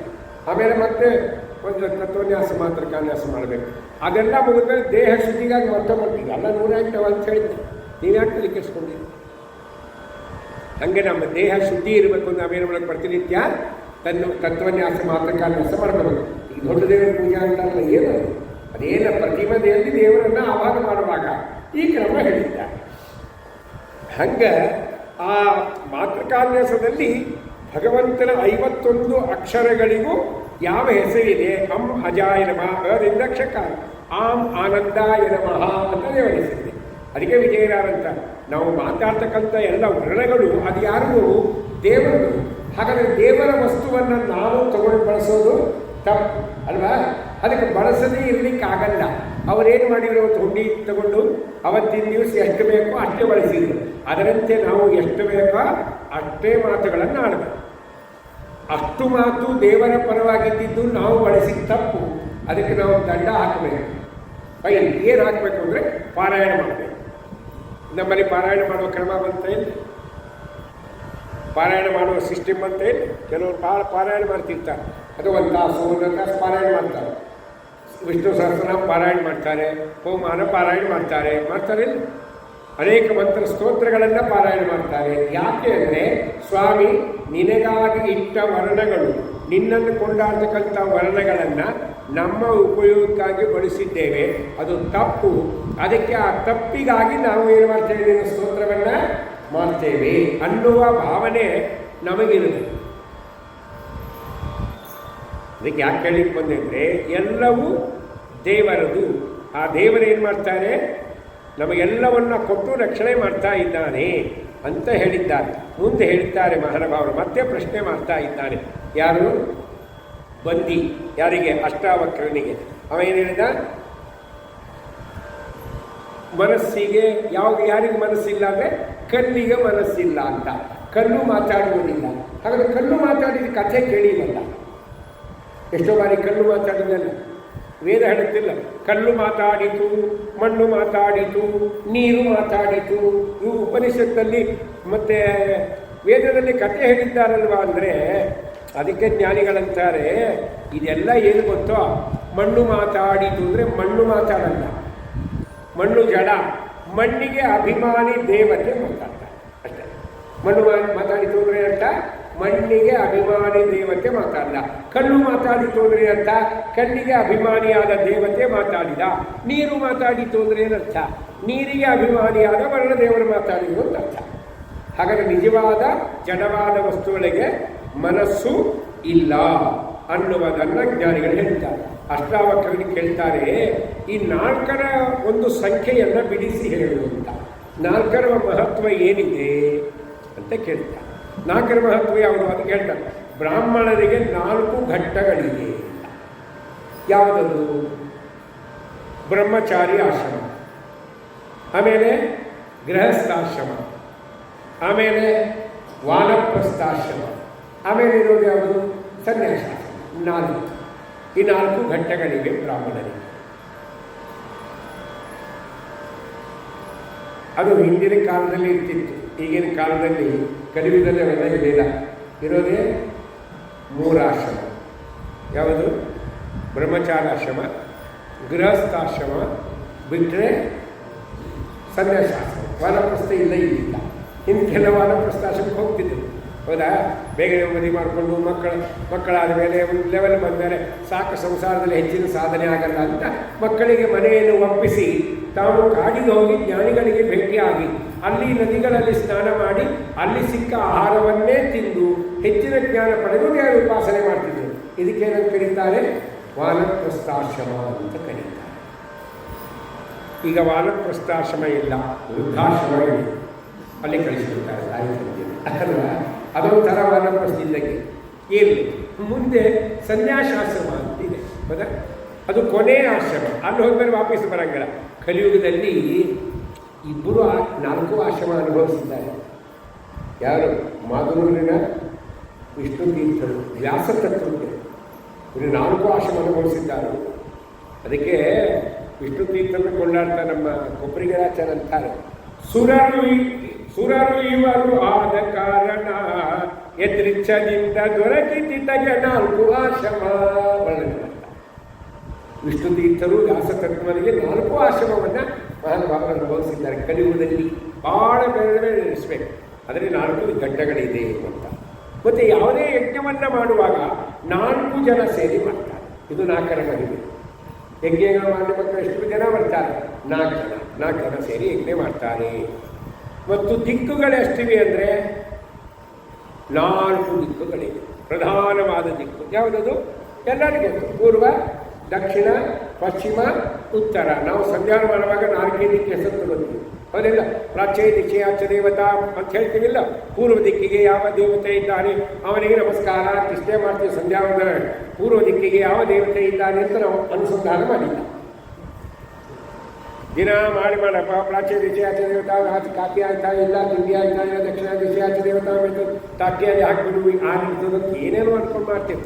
ಇಷ್ಟು ದಿವಸ ಸಂಧ್ಯಾವನೆ ಮಾಡಿದ್ದೇವಲ್ವಾ? ಪ್ರಾಚ್ಯ ದಿಶೆ ಪೂರ್ವ ದಿಕ್ಕಿಗೆ ಯಾವ ಅಭಿಮಾನಿ ದೇವತೆ ಇದ್ದಾನೆ, ಯಾವ ಭಗವದ್ ರೂಪ ಇದೆ ನಮಗೆ ಗೊತ್ತಿಲ್ಲ. ಗೊತ್ತಿದೆಯಾ? ಇಲ್ಲ. ನಾವು ಪ್ರತಿ ವರ್ಷ ಹೆಚ್ಚಿಗೆ ಬೆಳೀಬೇಕು ಅಂತ ಅಪೇಕ್ಷೆ ಪಡ್ತೇವೆ, ಹೌದಾ? ನಮ್ಮ ಮಕ್ಕಳು ಈ ವರ್ಷ 60% ತೊಗೊಂಡ್ರೆ ಮುಂದಿನ ವರ್ಷ ಎಷ್ಟು ತೊಗೋಬೇಕಂತ ಅಪೇಕ್ಷೆ ಪಡ್ತೇವೆ? 70. ಅದಾದಮೇಲೆ ಎಷ್ಟು ಬರ್ತೀವಿ? 80. ಅದಾದಮೇಲೆ 90. ಅದಾದಮೇಲೆ 90 ಅಂದರೆ ಬೇರೆ 90 ಅಲ್ಲ, ಈ 90 ಮಾರ್ಕ್ಸ್ 90 ಒಂದು ಬೇರೆ 90 ವಿಚಾರ ಮಾಡಿ, ಹೌದಾ? ಅದಕ್ಕೆ ಆ 90. ಆಮೇಲೆ ನಮ್ಮ ಮಕ್ಕಳು 100 ತೊಗೋಬೇಕು ಅಂತ ಅಪೇಕ್ಷೆ. ವರ್ಷ ಆದಾಗ ಹಂಗೆ ನಮಗೂ ವಯಸ್ಸಾದಾಗ ಜ್ಞಾನ ಸಂಪಾದನೆ ಮಾಡಿದ್ದೀವ ಇಲ್ಲ, ಮತ್ತೆ ಅಷ್ಟಿದ್ದೀವ ಅಷ್ಟೇ ಕೂತ್ಬಿಟ್ಟು ಓದಿದ್ದೇವೆ. ಪೂರ್ವ ದಿಕ್ಕಿಗೆ ಆಗೋದು ಇಂದ್ರದೇವರ ಅಭಿಮಾನಿ. ಭಾರತೀಯರ ಮುಖ್ಯ ಪ್ರಾಣಾಂತರಗತನಾಗಿ ಭಗವಂತ ಉಪೇಂದ್ರ ನಾಮಕನೇ ಇರ್ತಾನೆ. ದಕ್ಷಿಣ ದಿಕ್ಕಿಗೆ ನಮಸ್ಕಾರ ಮಾಡ್ತೀವಲ್ಲ, ಅದಕ್ಕೆ ಯಾರ ಅಭಿಮಾನಿಗಳು? ಯಮದೇವರು. ಶ್ಯಾಮಲಾ ಸಹಿತ ಯಮದೇವತಾಂತರ್ಗತ ಭಾರತೀಯರ ಮುಖ್ಯ ಪ್ರಾಣ ಸೀತಾಪತಿ ಶ್ರೀರಾಮಚಂದ್ರ ದೇವರು ಈ ಕಡೆ ಇಲ್ಲ, ಹೌದಾ? ಪಶ್ಚಿಮ ದಿಕ್ಕಿಗೆ ಅಂತೀವಲ್ಲ, ಪ್ರತಿಚೆ ದಿಚೆ ಆಚದೇವತಾ ಅಂತ. ಪಶ್ಚಿಮ ದಿಕ್ಕಿಗೆ ಯಾರು ಅಭಿಮಾನಿ ಅಂದರೆ ವರುಣ ದೇವರು. ಗಂಗಾ ಸಮೇತ ವರ್ಣಾಂತರ್ಗತ ಭಾರತೀಯರ ಮುಖ್ಯ ಮಚ್ಚರೂಪಿ ಪರಮಾತ್ಮ ಅಂತ. ಇನ್ನು ಉದಿತೇ ದಿಚೆ ಈ ಕಡೆ ಬರ್ತೀವಲ್ಲ, ಯಾವ ದಿಕ್ಕಿಗೆ? ಉತ್ತರ ದಿಕ್ಕಿಗೆ ಅಭಿಮಾನಿಗಳು ಇಬ್ಬರು ಅಂತ ಹೇಳಿ. ಯಾರು? ಚಂದ್ರ ಕುಬೇರ. ಭಾರತೀಯರ ಮುಖ್ಯ ಪ್ರಾಣಾಂತರ್ಗತನಾಗಿ ಕಪಿಲ ನಾಮಕ ಪರಮಾತ್ಮ ಹರಿ ಅಂತ 2 ರೂಪಗಳು ಹೇಳ್ತಾರೆ. ನಾವು ಸಂಧ್ಯಾನ ಮಾಡಬೇಕು, ಇದು ಅನುಭವ. ಸಂಧ್ಯಾವನೆಗೆ ಅಷ್ಟೇ ಸೇರಿಸ್ಕೋಬೇಕು. ನಾವು ಮಾಡೋದೇ ಕಟ್ಟ, ಮಾಡಿದ್ದೇ ನೆನಪಿರೋಲ್ಲ. ಒಬ್ಬ ದೊಡ್ಡ ಶ್ರೀಮಂತ ಇದ್ದ. ಅವೇನು ಮಾಡ್ದ? ತನಗೊಬ್ಬನೇ ಮಗ ದೇಸಾಯಿದು ಹಳ್ಳಿ ಊರು. ಮಗನ ಉಪನಯನ ಸಮಯ ಬಂತು. ಅವಾಗ ಆ ಊರಲ್ಲಿ ಲೋಕಲ್ ಆಚಾರ್ಯ ಇದ್ದರು. ಅವರಿಗೆ ಹೋಗಿ ಹೇಳಿದ, ಆಚಾರ್ಯ ಮಗನ ಉಪನಯನ ತಗೊಂಬಂದ ಆಸೆ. ಅವ್ರಿಗೆ ಇಲ್ಲಪ್ಪ, ನಾನು ಬದರಿಗೆ ಹೊರಟೀನಿ, ಕಾರ್ಯಕ್ರಮ ಮಾಡಿದ್ರು, ನಾನು ಬದರಿಯಿಂದ ಬಂದಮೇಲೆ ಅವರಿಗೆ ಆಶೀರ್ವಾದ ಮಾಡ್ತೀನಿ ಅಂತ ಹೇಳಿದ್ರು ಆಚಾರ್ಯ. ಆಯ್ತು ಆಚಾರ್ಯ ಅಂತ ಅವ್ರ ಆಚಾರ್ಯ ಬದರಿಗೆ ಹೋದ್ರು. ಈ ಕಡೆ ಉಪನಯನ ಮಾಡ್ತಾರೆ. ದೊಡ್ಡ ರೀತಿಯಲ್ಲಿ ಉಪನಯನ ಮಾಡಿದ ದೇಶ ಆಯ್ತಲ್ಲ ಮಗನೇ ಮಾಡಿದ. ಎಲ್ಲ ಉಪನಯನ ಮುಗಿದ್ಮೇಲೆ ಒಂದು ಕಂಡೀಷನ್ ಹಾಕಿದ ಮಗನಿಗೆ, ನೋಡು ಬಾಯಿಲಿ ಯಾರಾದರೂ ಸಂಧ್ಯಾವಂದನೆ ಮಾಡ್ತೀಯ ಅಂದರೆ ಹೂ ಏನ ಆಯ್ತು ಸದೇ ಹೂ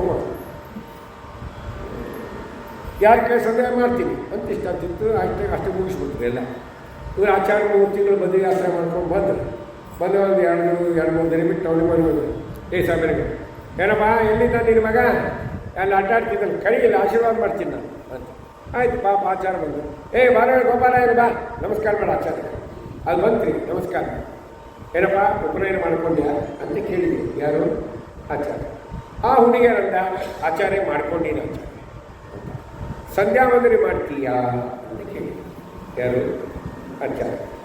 ಅಮ್ಮ ಮಾಡ್ತೀನಿ ಆಚಾರ್ಯ. ಇವು ಆಚಾರ ಸುಮ್ಮನೆ ಕೆಳಗೆ ತಗೊಂಡು ಫುಲ್ ಸಾಲ ಸುಮ್ಮನೆ ಹೋಗೋದು ಬಿಟ್ಟಿದ್ದು ಅಷ್ಟಕ್ಕಿತ್ತಲ್ಲ ಕೆಳಕಿದ್ರು. ಗಾಯತ್ರಿ ಮಂತ್ರ ಹೇಳಿದ್ರು ಅಲ್ಲಿ ಬಂತು.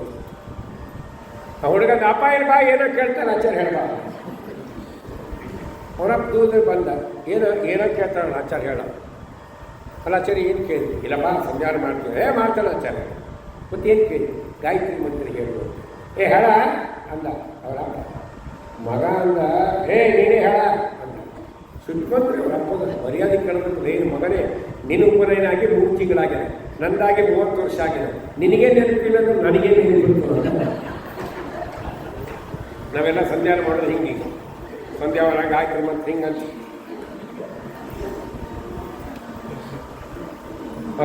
ಯಾಕೆ ಹೇಳಿ ದೇವತೆಗಳ ಚಿಂತನೆ.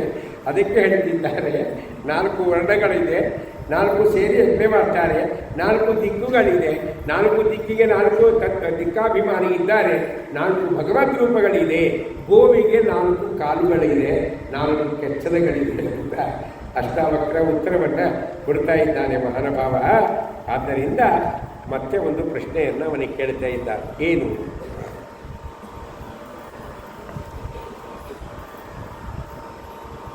ಕಾಲದ ಬಗ್ಗೆ ಕೇಳಿದರು. ಕಾಲ ಏನು? ಕಾಲ ಅಂದರೆ ಕಾಲಚಕ್ರದಲ್ಲಿ ಎಷ್ಟು ಇವೆ? ಕಾಲ 6ರ ಸಂಖ್ಯೆ ಕೇಳ್ತಾರಲ್ಲ ಕಾಲದಲ್ಲಿ. ಅವಾಗ ಹೇಳ್ತಾರೆ ಕಾಲಗಳು ಎಷ್ಟಿದೆ, ಇಂದ್ರಿಯಗಳು ಎಷ್ಟಿದೆ, 6ರ ಬಗ್ಗೆ ಹೇಳಬೇಕೀಗ ಅಂತ. ಅದಕ್ಕೆ ಅಷ್ಟಾವಕ್ರ ಹೇಳ್ತಾನೆ ಅಗ್ನಿಯನ್ನು ಇಡುವುದಕ್ಕೆ 6 ಆಕಳುಗಳನ್ನು ದಾನ ಕೊಡಬೇಕಂತ. ಅಂದರೆ ಅಗ್ನಿ ಪ್ರತಿಷ್ಠಾಪನೆ ಮಾಡ್ತೀವಲ್ಲ ಮನೆಯ ಒಳಗೆ, ಯಾವ ಅಗ್ನಿ ಪ್ರತಿಷ್ಠಾಪನೆ ಮಾಡಿ ಅಗ್ನಿಹೋತ್ರಿಗಳು ಅಂತ ಇರ್ತಾರೆ ಕೆಲವು ಇರ್ತಾರಿಲ್ಲ. ಈಗ ಎಲ್ಲರೂ ಅಗ್ನಿಹೋತ್ರಿಗಳಾಗಿವೆ, ಕೈಯಾಗಿ ಬಂದವು ಅಗ್ನಿ. ಇವು ತಪ್ಪು ಅಗ್ನಿಹೋತ್ರಿ ಇದ್ದಂಗೆ ಇವು ಕಂಪನಿ. ಆಗ ನಿಜವಾದ ಉಪನಯನ ದಿವಸದಿಂದ ಏನು ತಾನು ಅವನು ಮಾಡುವ ಅಗ್ನಿ ಕಾರ್ಯಕ್ಕೆ ಅಗ್ನಿ ಪ್ರತಿಷ್ಠಾಪನೆ ಆಗುತ್ತೋ ಅವತ್ತಿನಿಂದ ಅವನ ಅಗ್ನಿಯನ್ನು ರಕ್ಷಣೆ ಮಾಡ್ಕೋದೇ ಬರ್ತಾನೆ. ಮುಂದೆ ಕೊನೆಯವರೆಗೂ ಮಾಡಬೇಕು ಅವನು. ಮುಂದೆ ಅವನ ದೇಹ ಸಂಸ್ಕಾರ ಮಾಡುವಾಗ ಇದೇ ಅಗ್ನಿ ಎನ್ನುವ ಇದಾಗ್ತಾರೆ ಅಂತ ಹೇಳಿದ್ದಾರೆ.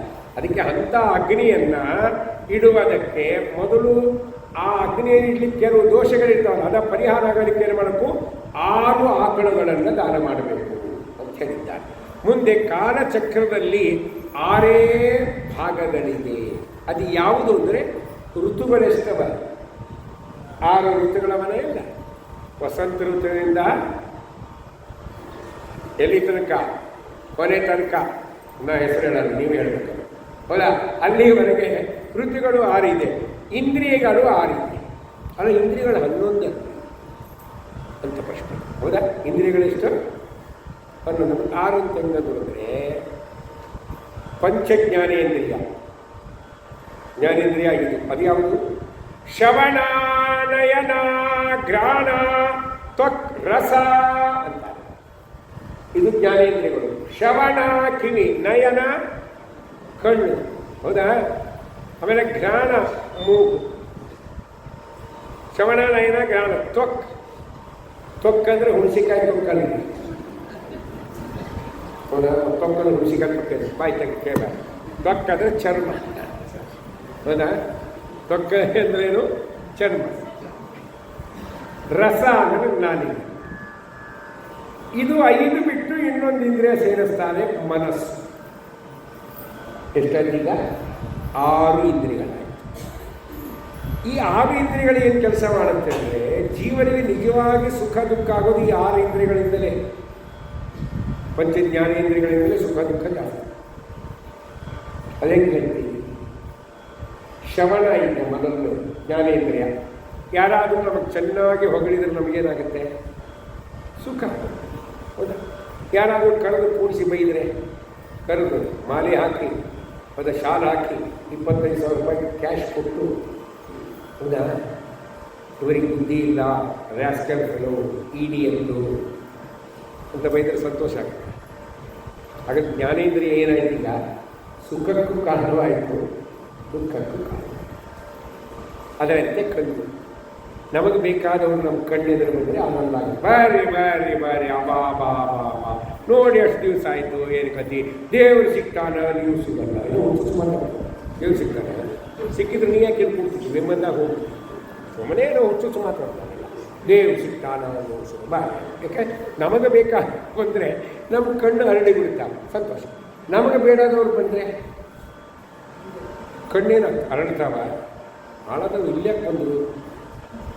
ಇಲ್ಲಿ ಪ್ರವಚನ ಅಂತ ಯಾರಿಗೆ ಕೇಳ್ತೀವಿ, ಯಾರು ಹೇಳಿದ್ದೀವಿ, ಅವ್ರ ಮುಖ ನೋಡೋದೇ ಊಟರು ನಾವು. ಕಣ್ಣಿನಿಂದ 2 ಸುಖನೂ ಆಯಿತು, ದುಃಖನೂ. ಹೌದಾ?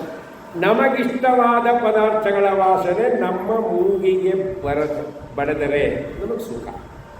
ಇಷ್ಟವಲ್ಲದ ಪದಾರ್ಥಗಳು ಆ ವಾಸನೆ ಬಂದರೆ ನಮ್ಮ ಮೂಗಿಗೆ ಏನಾಗುತ್ತೆ? ದುಃಖ ಆಗುತ್ತಿಲ್ಲ. ಇನ್ನು ತ್ವಕ್, ಚರ್ಮ. ನಮಗೆ ಇಷ್ಟವಾದ ವಸ್ತುಗಳ ಸ್ಪರ್ಶ ನಮ್ಮ ದೇಹಕ್ಕಾದರೆ ನಮಗೆ ಸುಖ ಅಲ್ವಾ? ನಮಗೆ ಇಷ್ಟವಾದ ಪದಾರ್ಥಗಳು ನಮ್ಮ ದೇಹಕ್ಕೆ, ಇಷ್ಟವಲ್ಲದ ಪದಾರ್ಥಗಳು ಸ್ಪರ್ಶ ಆದರೆ ದುಃಖ. ಡಿಸೆಂಬರ್ ತಿಂಗಳು ಬದರಿಯಲ್ಲಿ ಬೇಕಾದವರು ಇರ್ತಾರೆ, ನಮಗೆ ಬೇಕಾದವರು. ಹೌದಾ? ನಿಮ್ಮಂಥ ಭಕ್ತರು ಹೇಳ್ತಾರೆ, ದಾಸರಿ ನೀವೇನಾದರೂ ಬದರಿಗೆ ಹೋಗೋರು ನಮ್ಮ ಮನೆಗೆ ಬನ್ನಿ, ಎಲ್ಲಿ ಪಾಪ ಹೇಳ್ತಾರೆ, ನಾವು ಅವ್ರ ಮನೆಗೆ ಹೋಗ್ತೀವಿ. ಡಿಸೆಂಬರ್ ತಿಂಗಳು ಭಾಗವತ ಬರಬೇಕು. ಏನು ದೇವರ ಉದ್ಧಾರ, ಬಾಬಾ ದೇವರ ಕರುಣೆ ಹಿಂದಿರುವುದು ಗೊತ್ತೇ ಇರಲಿಲ್ಲ. ನಮ್ಮ ಕೈಕಾಲು ತಣ್ಣಗಾಗ್ಬಿಟ್ಟು, ಏನಪ್ಪ ಏನಾಯಿತು, ನಾನು ಒಂದು 6 ತಿಂಗಳಿಂದ ಒಂದು ಕೆಲಸ ಆಗಬೇಕಾಗಿತ್ತು. ನಾನು ವೆಂಕಟೇಶ್ ದೇವರೇ ಬೇಡ್ಕೊಂಡಿದ್ದೆ, ನನ್ನ ಕೆಲಸ ನೀನೇನಾದರೂ ಮಾಡಿಕೊಟ್ರೆ 108 ಕಲಶ ಫ್ರಿಜ್ ವಾಟರ್ ಬ್ರಾಹ್ಮಣರ ತಲೆ ಮೇಲೆ ಅಭಿಷೇಕ ಮಾಡಬೇಕು ಅಂತ ಮಾಡಿ ಅನಾಸ ನೀವು ನಮಗಂದರೆ.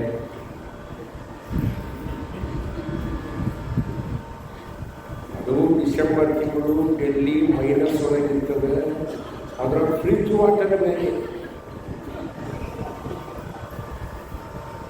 ಅಷ್ಟೋತ್ತರ ಶತನಾಮಳವಳಿ ಹಾಕಬೇಕು.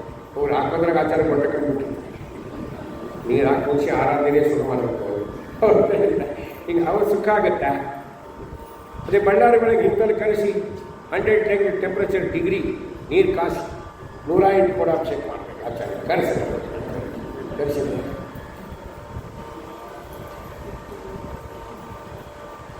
ಸಂತೋಷ ಆಗುತ್ತಾ? ಇಲ್ಲ ಅಲ್ವಾ? ನಮಗೆ ಅಲ್ಲಿ ಡೆಲ್ಲಿ ಒಳಗಿಂತ ಬಿಸಿನೀರು ಕೊಟ್ಟರೆ ಸಂತೋಷ, ಇಲ್ಲಿ ತಣ್ಣಗೆ ನೀರು ಕೊಟ್ಟರೆ ಸಂತೋಷ. ಅದಕ್ಕೆ ನಮಗೆ ಇಷ್ಟವಲ್ಲದ ಪದಾರ್ಥಗಳ ಸ್ಪರ್ಶ ದುಃಖಕ್ಕೆ ಕಾರಣ, ಇಷ್ಟವಾದ ವಸ್ತುಗಳ ಸ್ಪರ್ಶ ಸುಖಕ್ಕೆ ಕಾರಣ. ಇನ್ನೊಂದು ಉಳಿತು ನೋಡಿ, ಭಾಳ ಡೇಂಜರ್ ಅದು. ಯಾವುದು? ನಾಲಿಗೆ ರಸ ಉಳಿತು. ಅದು ಭಾಳ ಉಳಿತು, ನಮ್ಮನ್ನು ಹಾಳು ಮಾಡುತ್ತೆ. ರುಚಿಯಾದ ಪದಾರ್ಥ ಸಿಕ್ಕರೆ ಸಂತೋಷ. ಹೌದಾ? ಸಂತೋಷ ಅಷ್ಟೇ ಅಲ್ಲ, ಅದು ನೆನೆಸ್ತೀವಿ. ಏನು ಗೊಜ್ಜು ಚೆನ್ನಾಗಿತ್ತು, ಬಾಬಾ ಹಾರಿ ಮಾಡಿರ್ಬೋದು, ಹರಿ ಆನಂದ ಆಯಿತು, ಅದು ತುಂಬ ತಿನ್ನೋದು. ಮನೆಯವರಂತ ಇನ್ನೂ ಸ್ವಲ್ಪ ತೊಗೋಬೇಕಾಗಿತ್ತು, ಒಳಗೆ ಜಾಗ ಇಲ್ಲ, ಇದ್ರೆ ತೊಗೋತೀವಿ. ಒಂದು ಕೆಲಸ ಮಾಡಿ, ಪ್ಲಾಸ್ಟಿಕ್ ಕವರ್ನ ಹಾಕ್ಕೊಡ್ರಿ, ಸಾಯಂಕಾಲ ತಿಂತೀವಿ. ಮನೆಗೆ ಬೇರೆ ತೊಗೊಂಡು ಹೋಗ್ತೀವೇ ಇಲ್ಲ. ರುಚಿ ಹಾಳು ಮಾಡುತ್ತೆ.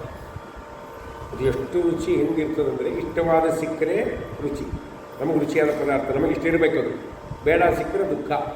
ಹಳೆಯ ಫಸ್ಟ್ ಟೈಮ್ ಅತ್ತಿ ಮನೆಗೆ ಹೋಗಿದ್ದು ನಾನು. ಹೋದಾಗ ಆಗಿನ ಕಾಲದ್ದು ಹಳ್ಳಿ ಊರು, ಪಾಪ ಹಳೆಯ ಮಾಡಬೇಕು ದುಃಖ. 2 ವರ್ಷ ಹೋಗಿದ್ದಿಲ್ಲ ಲಗ್ನ ಆದಮೇಲೆ. ಹಳೆಯಂದ್ರೆ ಬಂದಾರೆ, ಅತ್ತಿ ಬೇಕಾದ ಪದಾರ್ಥಗಳನ್ನು ಮಾಡಿದ್ದು. ಊಟಕ್ಕೆ ಬರ್ರಿ ಅಂತ ಹೇಳಿದರು, ಕೂಡಿಸಿದರು. ಎಲೆಯಲ್ಲಿ ಅನೇಕವಾದ ಪದಾರ್ಥಗಳನ್ನು ಬಡಿಸಿದರು, ಮಾಡಿದರು. ಹಳೆಯಂದ್ರು ನೋಡಿದರು, ಅವರಿಗೆಲ್ಲ ಇಷ್ಟವಾದ ಪದಾರ್ಥಗಳಿದೆ, ಒಂದು ಇಷ್ಟವಾದ ಪದಾರ್ಥ ಇಲ್ಲ, ಅದನ್ನು ಬಡಿಸಿದ್ದಾರೆ. ಈಗ ಆ ಪದಾರ್ಥ ನಂಗೆ ಸೇರಲ್ಲ ಅಂದರೆ ಪ್ರೆಸ್ಟೀಜ್ ಇಶ್ಯೂ ಅಲ್ವಾ, ಮರ್ಯಾದೆ ಪ್ರಶ್ನೆ ಅಂಥೇಳಿ ಹೊಳೆಂದ್ರೆ ಏನು ಮಾಡಿದರು, ಊಟಕ್ಕೆ ಕೂತ ತಕ್ಷಣವೇ ಅವರಿಗೆ ಬೇಡವಾದ ಪದಾರ್ಥವನ್ನು ಮಾಡಿದರು. ಅದ್ಯಾವುದು, ಹಾಗಲಕಾಯಿ ಗುರುಸು. ಎಷ್ಟು ಹಾಕಿದರು, ತೊಗೊಂಡು ನುಗ್ಗಿ ನೀರು ಕುಡಿಬೋದು, ಪರವಾಗಿಲ್ಲ, ಇನ್ನೆಲ್ಲ ತಿನ್ಬೋದು ಅಂತ. ಇವತ್ತು ತೊಗೊಂಡು ನೀರು ಕುಡಿದ್ರೆ ಅತ್ತಿ ಇನ್ನೊಂದು ಸೌಂಡ್ ಹಾಕಿ ಇಂಟ್ರೆಸ್ಟ್ ಏನು,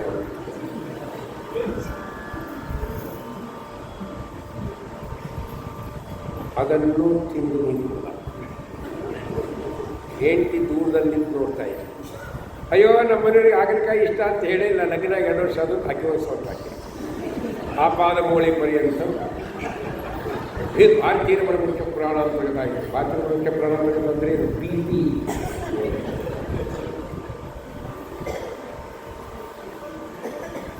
ಎರಡು ಸಿಟ್ಟು ಬಂತು ಹೆಂಡತಿ ಮೇಲೆ, ಬೈಯೋಂಗಿಲ್ಲ. ಹೆಂಡತಿನ ಹೊರಗೆ ಕರ್ಕೊಳ್ಳೋದು ಬೈಯೋಂಗಿಲ್ಲ. ಈಗಿನವರೆಲ್ಲ ಕಂಡೀಷನ್ ಮಾಡಿ ಕರ್ಕೊಂಡೋಗಿರ್ತ.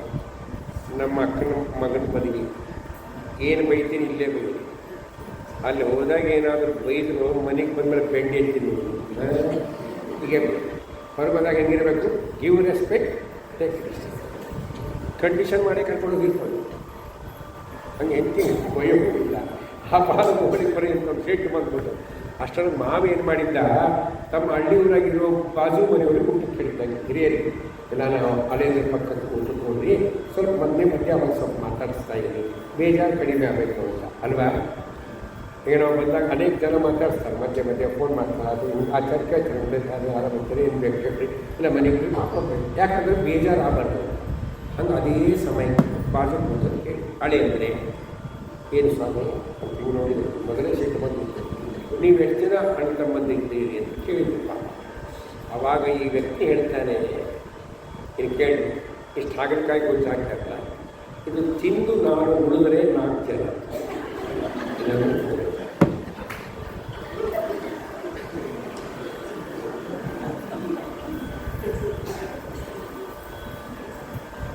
ಸಾಕಲ್ಲ, ಏನು ಬೇಕಾ. ಈ 6 ಇಂದ್ರಿಯಗಳು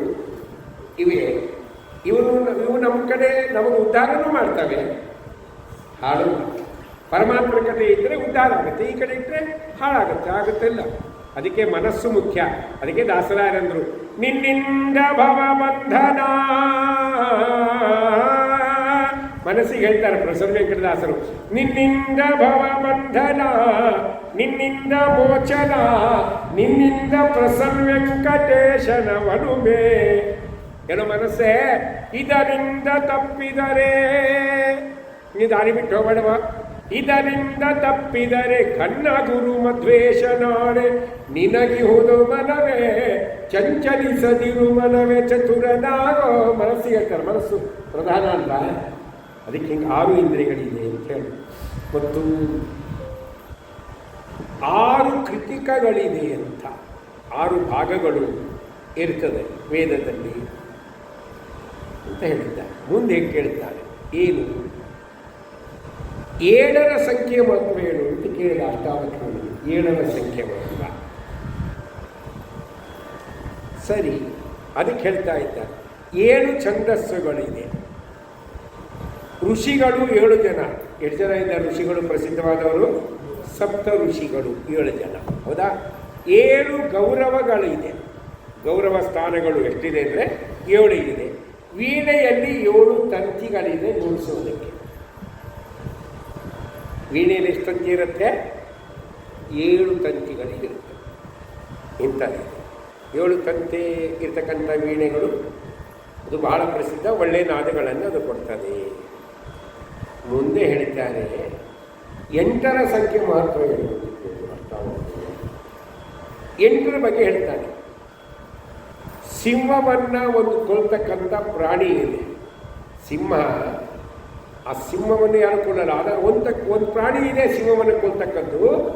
ಆ ಪ್ರಾಣಿಗೆ 8 ಕಾಲುಗಳಿದೆ. ಅದು ಯಾವುದು ಅಂದರೆ ಶರಭ ಅಂತ ಹೆಸರು. ಆ ಪ್ರಾಣಿ ಹೆಸರು ಶರಭ ಅಂತ ಒಂದು ಪ್ರಾಣಿ ಇದಲ್ಲ, ಅದಕ್ಕೆ ಎಷ್ಟು ಕಾಲು ಇರುತ್ತೆ ಅಂದರೆ 8 ಕಾಲಿರುತ್ತೆ.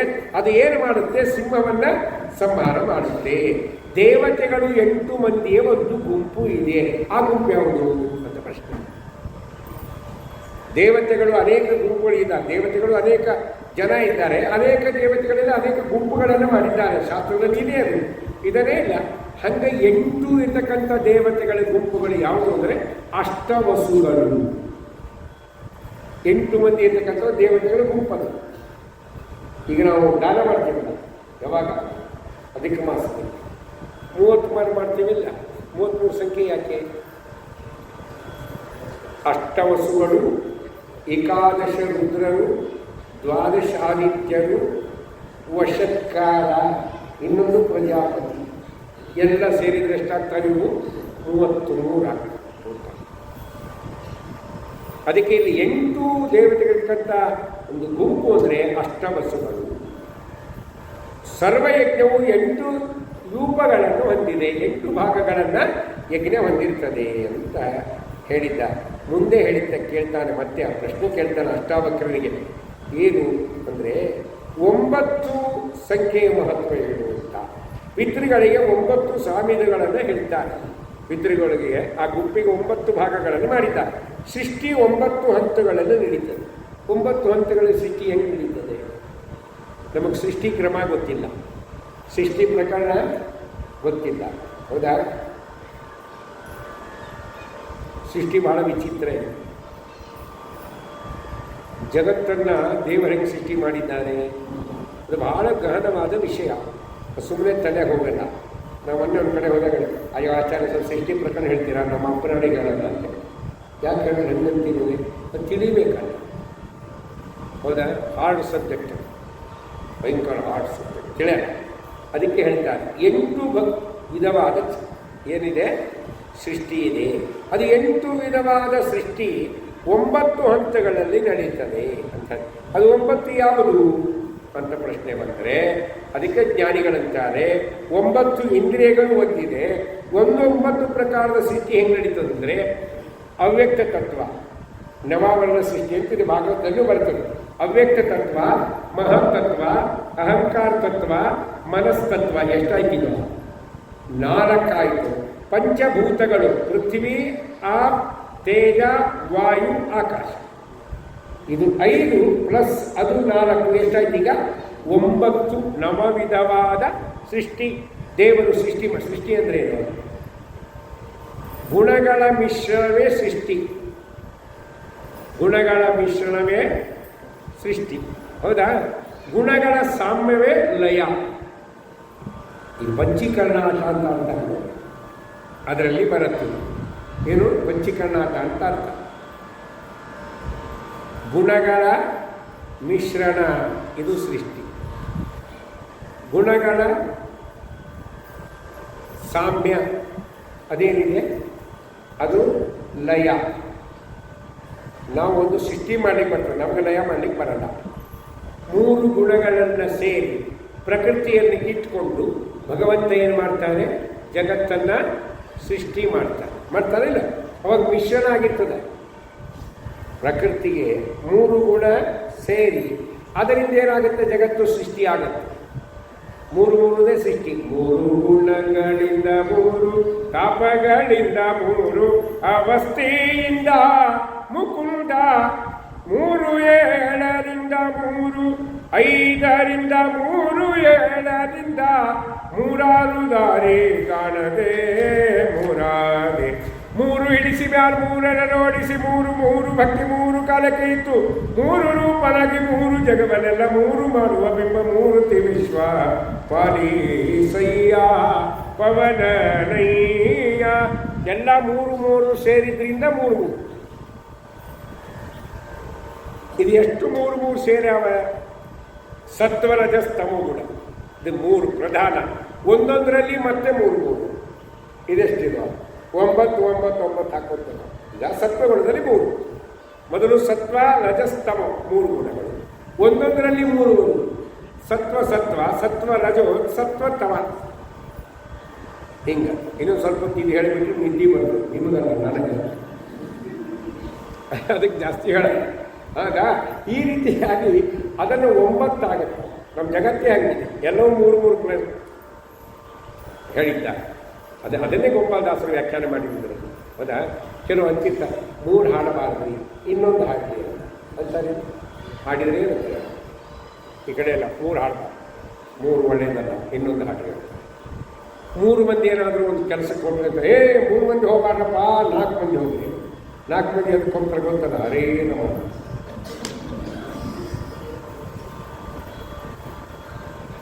ನಾವಂತೀವಿ 3 ಚಲೋ ಅಲ್ಲ, 3 ಮಂದಿ ಹೋಗಬೇಡಿ, 3 ಹಾಡು ಹಾಡಬಾರ್ದು. ಯಾವಂತ ಶಾಸ್ತ್ರ ಹೇಳಿದ್ದು 3, ನಾವು ಮಾಡೋದು 3.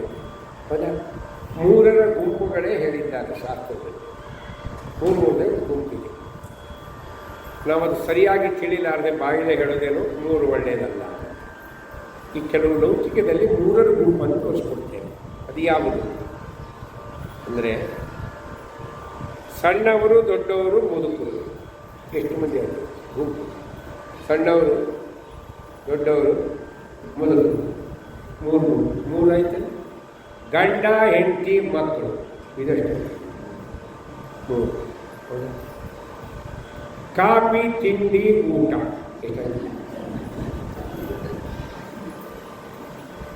ಇದು 3. ಹೌದಾ? ಡ್ರೈವರು, ಕಂಡಕ್ಟರು, ಪ್ಯಾಸೆಂಜರು, ಎಷ್ಟಾಯ್ತು? ಹಿಂದೆ ಈ 3 ಮೇಲೆ ಡಿಪೆಂಡ್ ಇತ್ತು. ಯಾವುದು? ಹೀರೋ, ಹೀರೋಯಿನ್ ಅಂಡ್ ವಿಲನ್, ಇವ್ರ ಮೇಲೆ ಪಿಕ್ಚರ್ ಡಿಪೆಂಡ್ ಇತ್ತು. ಹೋಗೋ ಸ್ವಲ್ಪ ಇದ್ರ ಬಗ್ಗೆ ವಿಚಾರ ಮಾಡಿ ಯಾರು ಹೀರೋ, ಯಾರು ಹಿಂಗೆ ಹೋಗ್ತಿದ್ದೆ ಹಿಂದೆ. ಈಗೆಲ್ಲ ಹೋಗಂಗಲ್ಲ, ಎಲ್ಲ ಕೈಯಾಗಿ ಬಂದು ಕೂತ್ಬಿಟ್ಟಾವ. ಹೌದಾ? ಇಲ್ಲ ಈಗೆಲ್ಲ ಅವಾಗ ಇದು 3 ಸಾಕಿದ್ದು, ಲೌಕಿಕ ಸಾಕಿದ್ದು. ನಾವು ಬೇಕಾದ ಎಕ್ಸಾಂಪಲ್ ಕೊಡ್ಬೋದು, ಬೇಡ. ಇನ್ನು ಆಧ್ಯಾತ್ಮಿಕ ಬಂದರೆ 3ರದೇ ಗುಂಪಿದೆ. ಹೌದಾ? ಇಲ್ಲ ತೀರ್ಥ ಎಷ್ಟು ಸರಿ ಗುಂಪಿ? ಪರಮಾತ್ಮನ ತೀರ್ಥ, ಲೋಟ ತೀರ್ಥ ಮೇಲೆ ಅದು ಬೇಕಾದ್ರೆ ಸರಿ ಆಗ್ತದೆ. ತೀರ್ಥ 3 ಸರಿ. ಪ್ರಥಮಂ ಕಾಯ ಸಿದ್ಧಾರ್ಥಂ, ದ್ವಿತೀಯಂ ಧರ್ಮ ಸಾಧನ, ತೃತೀಯಂ ಮೋಕ್ಷ ಮಾರ್ಗ. ರಾಮ, ಕೃಷ್ಣ, ವೇದವ್ಯಾಸ ಅಂತ ಹೇಳ್ತೀವಿ. ತೀರ್ಥ ಕೊಡಬಾರ್ದು. ಅದು 3 ಸರಿ. ಹೌದಾ? ಉಪನಯನ ಆದಾಗ ಎಷ್ಟು ಹೇಳಿ ಜನವರ ಹಾಕ್ತಾರೆ? 3. ಹರಿ, ವಾಯು, ಗುರುಗಳು, ಇದೆಷ್ಟು? 3. ಪರಮಾತ್ಮನ ಮನೆ ಎಷ್ಟು? 3. ಅವನಿಗೆ ತ್ರಿಧಾಮ ಅಂತ ಹೆಸರು. 3 ಯಾವುದು? ಶ್ವೇತದೀಪ, ಅನಂತಾಸನ, ವೈಕುಂಠ. 3. ಗುಣಗಳೆಷ್ಟು? ಸತ್ವರಜಸ್ತವ ಗುಣಗಳು 3. ದೊಡ್ಡವರ ಆರಾಧನೆ ಎಷ್ಟು ದಿವಸ ಮಾಡ್ತಾರೆ? ದೊಡ್ಡವರು 3 ದಿವಸ. ಪೂರ್ವಾರಾಧನೆ, ಮಧ್ಯಾರಾಧನೆ, ಉತ್ತರಾಧನೆ. ನಮ್ಮ ಆರಾಧನೆ 13 ದಿವಸ.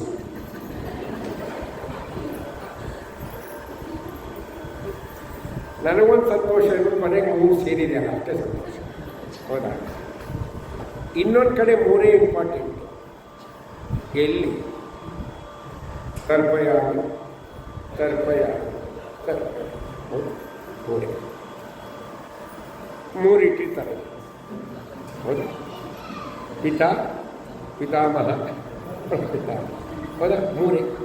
ನಾವು ಕೇಳಿದ ಕೂಚ ಆಚಾರ್ಯ ಕೇಳಿದ, ಆಚಾರ್ಯ ನಮ್ಮಪ್ಪ 3 ಚಲೋ ಅಲ್ಲ ಅಂತಿದ್ದ, ಅದಕ್ಕೊಂದು ಎಕ್ಸ್ಟ್ರಾ ಮಾಡಿ. ಏನು ಮಾಡಿ?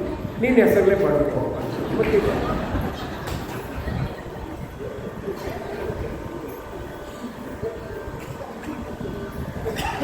ಹೌದೇ? 3 ಗುಂಪು ನೀವು ಬೇಕಾದ. ಅದಕ್ಕೆ ಈ 3 ಸೇರಿ ನವಾಭರಣ 9. ಅದನ್ನೇ ಹೇಳ್ತಿದ್ದ. ನಮಗೂ 3 ಹಾಕಿಬಿಟ್ಟಾರ ಸ್ವಾಮಿ. ಏನು 3 ಹಾಕ್ಯಾನ? ನಾವು ಒದ್ದಾಡ್ತೀವಲ್ವ ಸಂಸಾರದಲ್ಲಿ, ಅದನ್ನು ಹೇಳ್ತಾನೆ ತವಕ್ಕ. ಏನು? 3 ಗುಣಗಳಿಂದ, 3 ತಾಪಗಳಿಂದ, 3 ಅವಸ್ಥೆಯಿಂದ ಮುಕುಂದ, 3 ವೈದರಿಂದ, 3 ಏಳದಿಂದ, 3 ದಾರಿ ಕಾಣದೆ ಮೂರಾದೆ. 3 ಗುಣಗಳು ನಮ್ಮ ಹತ್ರ 3 ಗುಣಗಳಿದೆ. ಮಿಕ್ಸರ್ ಇದೆ, ಒಳಗೆ ಒಂದು ಪ್ಯೂರ್ ಇದ್ದು ಹೊರಗೆ ಮಿಕ್ಸರ್ ಇದೆ. ಗೊತ್ತಾಯ್ತಾ? 3 ಇದೆ.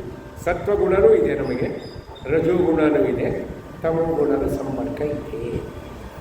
ಮೂಲದಲ್ಲಿ ಅಲ್ಲ, ಹೊರಗಡೆ. ಆದ್ದರಿಂದ ನಾವು 3 ಕೆಲಸ ಮಾಡ್ತೇವೆ. ಏನು ಮಾಡ್ತೇವೆ? ದೇವರ ಪೂಜೆನೂ ಮಾಡ್ತೇವೆ, ಪ್ರವಚನವನ್ನು ಶ್ರವಣ ಮಾಡ್ತೇವೆ. ಹೌದಾ? ಟಿ ವಿಯನ್ನು ನೋಡ್ತೇವೆ, ನ್ಯೂಸ್ ಪೇಪರ್ ಓದ್ತೇವೆ, ಎಲ್ಲರಿಗೂ ಹೇಳ್ತೀವಿ. ಮೂರು ಗುಣ ವ್ಯಾಪಾರ, ಅದಕ್ಕೆ ಮೂರು ಗುಣಗಳಿಂದ, ಮೂರು ತಾಪಗಳಿಂದ. ನಮಗೆ ತಾಪಗಳೆಷ್ಟಿದೆ? ಮೂರು. ಆದಿ ಭೌತಿಕ, ಆಧ್ಯಾತ್ಮಿಕ, ಆದಿ ದೈವಿಕ. ಇವು ತಾಪಗಳು ಒಂದಿಲ್ಲ ಒಂದು ಇದೇ ಇರ್ತಾವೆ. ಸುಮ್ಮನೆ ಮನಸ್ಸಿಗೆ ನೋವು ಮಾಡ್ಕೊಂಡು, ಹೌದಾ? ಬಂಧುಗಳಿಂದ ಆಗ್ತಕ್ಕಂಥ ದುಃಖ. ಯಾರು ಬಂಧುಗಳ ಮನೆಯಲ್ಲಿ ಒಬ್ಬನ ಮನೆಯಲ್ಲಿ ಒಂದು ಗ್ರಹ ಶಾಂತಿ ಏನೋ ಮಾಡ್ತಾರೋ, ವಾಸ್ತು ಶಾಂತಿ ಮಾಡಿ, ಅದಕ್ಕೆ ಬಂಧುಗಳು ಬರ್ತಾರೆ, ಬೇಕಾದವರು ಬರ್ತಾರೆ. ಯಾರು ಅವಾಗ ಊರಿಗಿತ್ತಿರು ಅಂತಿರ್ತಾರೆ, ಅವ್ರಿಗೇನು ನೆಗೆಣ್ಣೆರು ಅಂತಾರೆ, ಹೌದಲ್ಲಿ ಈ ಕಡೆ. ಹೌದು, ಅವ್ರು ಪಾಪ ಯಾರು ಮಾಡಿಸ್ಕೊಂಡ್ರೆ ಅವ್ರು ತಮ್ಮ ಊರಿಗೆ ನೆಗಣಿಗೆಲ್ಲ ಪ್ರೆಸೆಂಟೇಷನ್ ಕೊಡ್ತಾರೆ. ಸೀರೆ ಹೋದರೆ ಬ್ಯಾಗ್ ಕೊಟ್ಟಿರಿ, ಏನೋ ಕೊಟ್ಟರು. ಅವಾಗ ಇವರು ಎದುರು ಬಂದಾಗ ಇಷ್ಟು ಮಾಡಿ ಚಲೋ ಕೊಟ್ರಿ, ಭಾರಿ ಕೊಟ್ರಿ, ಯಾಕೆ ಕೊಟ್ರಿ ಮತ್ತು ಮನೆಗೆ ಹೋಗ್ಬೇಕು ಹೋಗ್ತವ್ರೆ. ಬಾಜು ಮನೆಗೆ ಕೇಳ್ತಾರೆ, ನಮ್ಮ ಮನೆಗೆ ಊರಿಗೆತ್ತಿ ಮನೆಗೆ ಹೋಗಿದ್ದೆ, ಗೃಹ ಪ್ರವೇಶ ಇತ್ತಲ್ಲ, ನನಗೆ ಪಿಂಕ್ ಕಲರ್ ಸೀರೆ ಇಷ್ಟೇ ಇಲ್ಲ ಅಂತ ಗೊತ್ತು, ಸ್ನಫ್ ಕಲರ್ ಇದ್ದಷ್ಟು ಗೊತ್ತು, ಮುಗ್ದಾ ಪಿಂಕ್ ಕಲರ್ ಕೊಟ್ಟಾಗ ಜಗಳಾಡ್ತಾರೆ. ಸುಮ್ಮನೆ ಕೊಟ್ಟಾಳ ತೊಂಬೈದು ಅವಾಗೆ ಚೇಂಜ್ ಮಾಡಬೇಕಾಯ್ತು, ಬೇಕಾಯ್ತು, ಆ ತಾಕತ್ತು ಇಲ್ಲ ಅಂತ ವಾದ್ಯಾಡ. ಇದು ಯಾವುದೋ ರೀತಿ ಮಾತಾಡ್ತಾರೆ. ಅವ್ರು ಎಲ್ಲರಿಗೆ ಬಾಗಿಲು, ನನಗೆ ಬಾಗಿಲ್ಲ. ಎಲ್ಲರಿಗೂ ದೊಡ್ಡ ದೊಡ್ಡದಾಗ ಚಾಕೊಟ್ಟು ನಾವು ಸಣ್ಣ ಯಾಕೆ ಸುಮ್ಮನೆ ತಾಪತ್ತು ಇವು ಬೆನ್ನ ತಿಂತವ್ ನಮ್ಗೆ, ಹೌದಾ? ಬಂಧುಗಳಿಂದ ಆಗತಕ್ಕಂಥ ದುಃಖ, ನಮಗೆ ರೋಗ ರುಜಿನಾದಿಗಳು ಬಂದಾಗ ನಮ್ಮ ಮನೆಯಲ್ಲಿ ಆಗತಕ್ಕಂಥ ದುಃಖ, ಕರ್ಮವಶಾತ್ ಆಗ್ತಕ್ಕಂಥ ಸುಖ ದುಃಖ. ಅದಕ್ಕೆ ಮೂರು, ಈ ಮೂರು ತಾಪತ್ತೆಗೆ ಐತೆ. ಮೂರು ತಾಪದಿಂದ ನೊಂದು ಬಿಡ್ತೇವೆ ನಾವು. ಮೂರು ಗುಣಗಳಿಂದ, ಮೂರು ತಾಪಗಳಿಂದ, ಮೂರು ಅವಸ್ಥೆಯಿಂದ.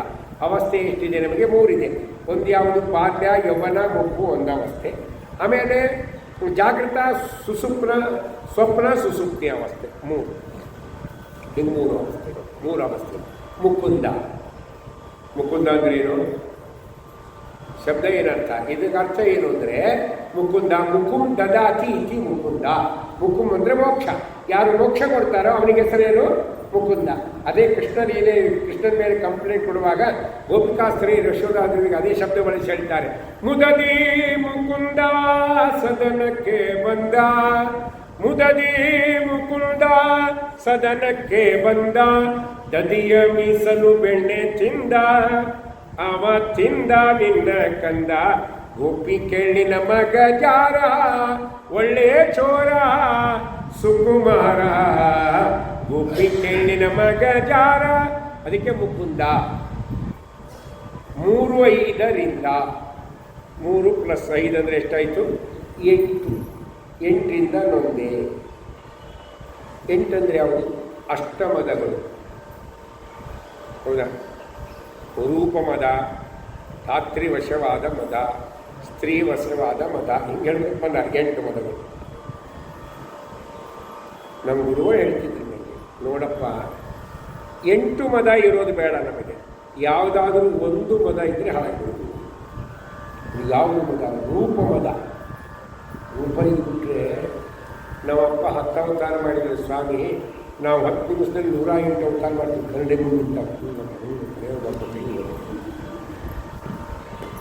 ಎಂಟು ಸೇರಿಬಿಟ್ರೆ ಹಾಳಾಗಲಿಕ್ಕೆ ಬೇಕಾಷ್ಟು ಅನುಕೂಲ ಅಲ್ವಾ? ಅದಕ್ಕೆ 3 5ರಿಂದ 3 7ರಿಂದ 3 + 7 ಅಂದರೆ ಎಷ್ಟು? 10. ಪಂಚ ಜ್ಞಾನೇಂದ್ರಿಂದ ಪಂಚ ಕರ್ಮೇಂದ್ರ ಮುಂದೆ. 3 ದಾರಿಗಾಣದೆ. ಇದರಿಂದ ನನಗೇನಾಗಿಲ್ಲ? 3 6 ಅಂದರೆ 3 + 6 ನವವಿಧವಾದ ಭಕ್ತಿಯನ್ನು ನಾನು ಮಾಡದೆ. 3 ದಾರಿಗಾಣದೆ 3 ಸೌಂಡ್ ಬರ್ತಾ ಇದೆಯಾ? ಇಲ್ಲ, ಕಟ್ಟಾಯ್ತು, ಬರ್ತಾ ಇದೆ. 3 ದಾರಿ ಕಾಣದೆ 3 ಎಂದು ಜ್ಞಾನಿಗಳು ಅದಕ್ಕೆ ಹೇಳ್ತಾರೆ. ಏನು ದೇವರಲ್ಲಿ ಏನು ಪ್ರಾರ್ಥನೆ ಮಾಡಬೇಕು? 3 ಎಡಿಸಿ ಮ್ಯಾನ್ 3 ಡೋಲಿಸಿ 3 ಭಕ್ತಿ 3 ಕಾಲಕ್ಕೆ ಇತ್ತು 3 ರೂಪದಲ್ಲಿ 3 ಜಗವನ್ನೆಲ್ಲ 3 ಮಾಡುವ ಬಿಂಬ 3 ವಿಶ್ವ ಪಾಲಿಸಯ್ಯ. ಅದಕ್ಕೆ 3 ಹಿಡಿಸು 3 ಕೊಡು. ಯಾವುದು? ಜ್ಞಾನ, ಭಕ್ತಿ, ವೈರಾಗ್ಯ. 3 ಮ್ಯಾಲ್ 3 ಓಡಿಸು. 3 × 2 ಅಂದರೆ ಎಷ್ಟು? 6. 6 ಅಂದ್ರೇನು? ಅಲಿಶರ್ಗ ವರ್ಷ 60 ಓದಿಸು. 3 ಕೊಡು, 6 ಓದಿಸು. ಇಂಟರ್ ರಿಲೇಟೆಡ್ ಇವೆರಡು. 3 ಬರೋವರೆಗೆ 6 ಹೋಗಲ್ಲ, 6 ಬರೋವರೆಗೆ ಹೋಗೋವರೆಗೆ 3 ಬರಲ್ಲ. ಅದು ನಮ್ಮ ಕೈಯಾಗಿಲ್ಲ, ಅದು ದೇವರೇ ಬಿಡಿಸಬೇಕು. ಅದಕ್ಕೆ ಜ್ಞಾನಿಗಳನ್ನು ಪ್ರಾರ್ಥನೆ ಮಾಡಿ. ಅದೇ ಮಾತು ಪುರಂದರದಾಸರು ಹೇಳಿದರು. ಏನು? ಆರು ತೆರೆಯ ನೋಡಂಬಿಗ ಅವು ಮೀರಿ ಬರುತ್ತಲಿವೆ ಅಂಬಿಗ. ಆರು ತೆರೆಯ ನೋಡಂಬಿಗ ಅವು ಮೀರಿ ಬರುತ್ತಲಿವೆ ಅಂಬಿಗ. ಆರಿಂದಲಾಗದು ಅಂಬಿಗ ಅದನ್ನಿವಾರಿಸಿದಾಗ ಸಂವೇಗ. ಅಂಬಿಗ ನಿನ್ನ ನಂಬಿದೆ ಜಗದಂಬಾರಮಣ ನಿನ್ನ ನಂಬಿದೆ. ಇದೀಗ ನಮ್ಮಿಂದ ಹಾಕ್ಲಿಕ್ಕಾಗಲ್ಲ, ದೇವರು ಉಳಿಸ್ಬೇಕು. ಅದಕ್ಕೆ ಆ 3 ಇಳಿಸಿ ಮ್ಯಾಲೆ 3 ಓಡಿಸಿ 3 3 ಭಕ್ತಿ 3 × 3 ಅಂದರೆ 9 ನವವಿಧವಾದ ಭಕ್ತಿಯನ್ನು 3 ಕಾಲಕ್ಕೆ ಇತ್ತು. ಬಾಲ್ಯ ಯೌವನ ಉಂಟು, ಜಾಗೃತ ಸ್ವಪ್ನ ಸುಸುಪ್ತಿ ಎಲ್ಲ ಬೇಕು. 3 ಕಾಲಕ್ಕೆ ಇತ್ತು. 3 ಜಗವನ್ನೆಲ್ಲ ಈ 14 ಲೋಕವನ್ನು 3 ಜಗತ್ತನ್ನಾಗಿ ಭಾಗ ಮಾಡಲ್ಲ. ಈ ಎಲ್ಲ ಜಗತ್ತನ್ನು 3 ಮಾಡುವ ದೇವರೇ 3 ಮಾಡ್ತಾರೆ. ಏನದು? ಸೃಷ್ಟಿ ಸ್ಥಿತಿ ಲಯ 3 ಮಾಡುವ. ಬಿಂಬ ಮೂರ್ತಿ ವಿಶ್ವ ಅಂತ ಹೇಳಿದ್ದಾರೆ. ಹೀಗಾಗಿ ಈ ರೀತಿ ನಾವು ತಗೊಂಡ್ರು 3 3 3 ಗುಂಪು ಸೇರಿಸಿದ್ರು ಅದು 9 ಆಗತ್ತೆ ಅಂತ ಅಷ್ಟಾವಕ್ರ ಅಲ್ಲಿ ಹೇಳಿದ್ದಾರೆ. ಅದನ್ನು ಕೇಳಿ ಬಹಳ ಸಂತೋಷ ಆಗಿದೆ. ಅವಾಗ ಆ ರಾಜ ಮತ್ತೊಂದು ಪ್ರಶ್ನೆಯನ್ನು ಕೇಳಿದ್ದಾನೆ. ಏನು ಕೇಳ್ತಾನೆ? ಜೀವರು ಕರ್ಮಗಳನ್ನು ಮಾಡ್ತಾರೆ. ಜೀವರು ಕರ್ಮಗಳನ್ನು ಮಾಡಿದಾಗ ಆ ಕರ್ಮಗಳಿಂದ ಜೀವರಿಗೆ ಸುಖ ಆಗ್ತಾ ಇಲ್ಲ. ಅವರೇನು ಮಾಡ್ತಾರೆ? ಸುಖ ಬರಬೇಕು ಅಂತ ಕರ್ಮ ಮಾಡ್ತಾರೆ, ಗೊತ್ತಾಯ್ತಾ? ಆದರೆ ಕರ್ಮ ಮಾಡಿದವರು ಸುಖ ಬರ್ತಾ ಇಲ್ಲ. ದುಃಖ ಬೇಡ ಅಂತಾರೆ, ದುಃಖ ಬರ್ತಾ ಇಲ್ಲ. ಇದಕ್ಕೇನು ಕಾರಣ? ಅಷ್ಟಾವಕ್ರನ್ನು ಕೇಳಿ. ಜೀವರು ನಾವೆಲ್ಲ ಕರ್ಮ ಮಾಡೋದಾಗಿ ಸುಖ ಬರಲಿ ಅಂತ ಮಾಡ್ತೇವೆ, ಹೌದಾ? ನಮಗೆ ಸುಖ ಬರ್ತಾ ಇದೆಯಾ? ಬರ್ತಾ ಇಲ್ಲ. ದುಃಖ ಬೇಡ ಅಂತ ಅಪೇಕ್ಷೆ ಮಾಡಿದ್ದೇವೆ, ದುಃಖ ಹೋಗ್ತಾ ಇದೆಯಾ? ಇಲ್ಲ. ದುಃಖ ಬರ್ತಾ ಇದೆ, ಸುಖ ಬರ್ತಾ ಇಲ್ಲ.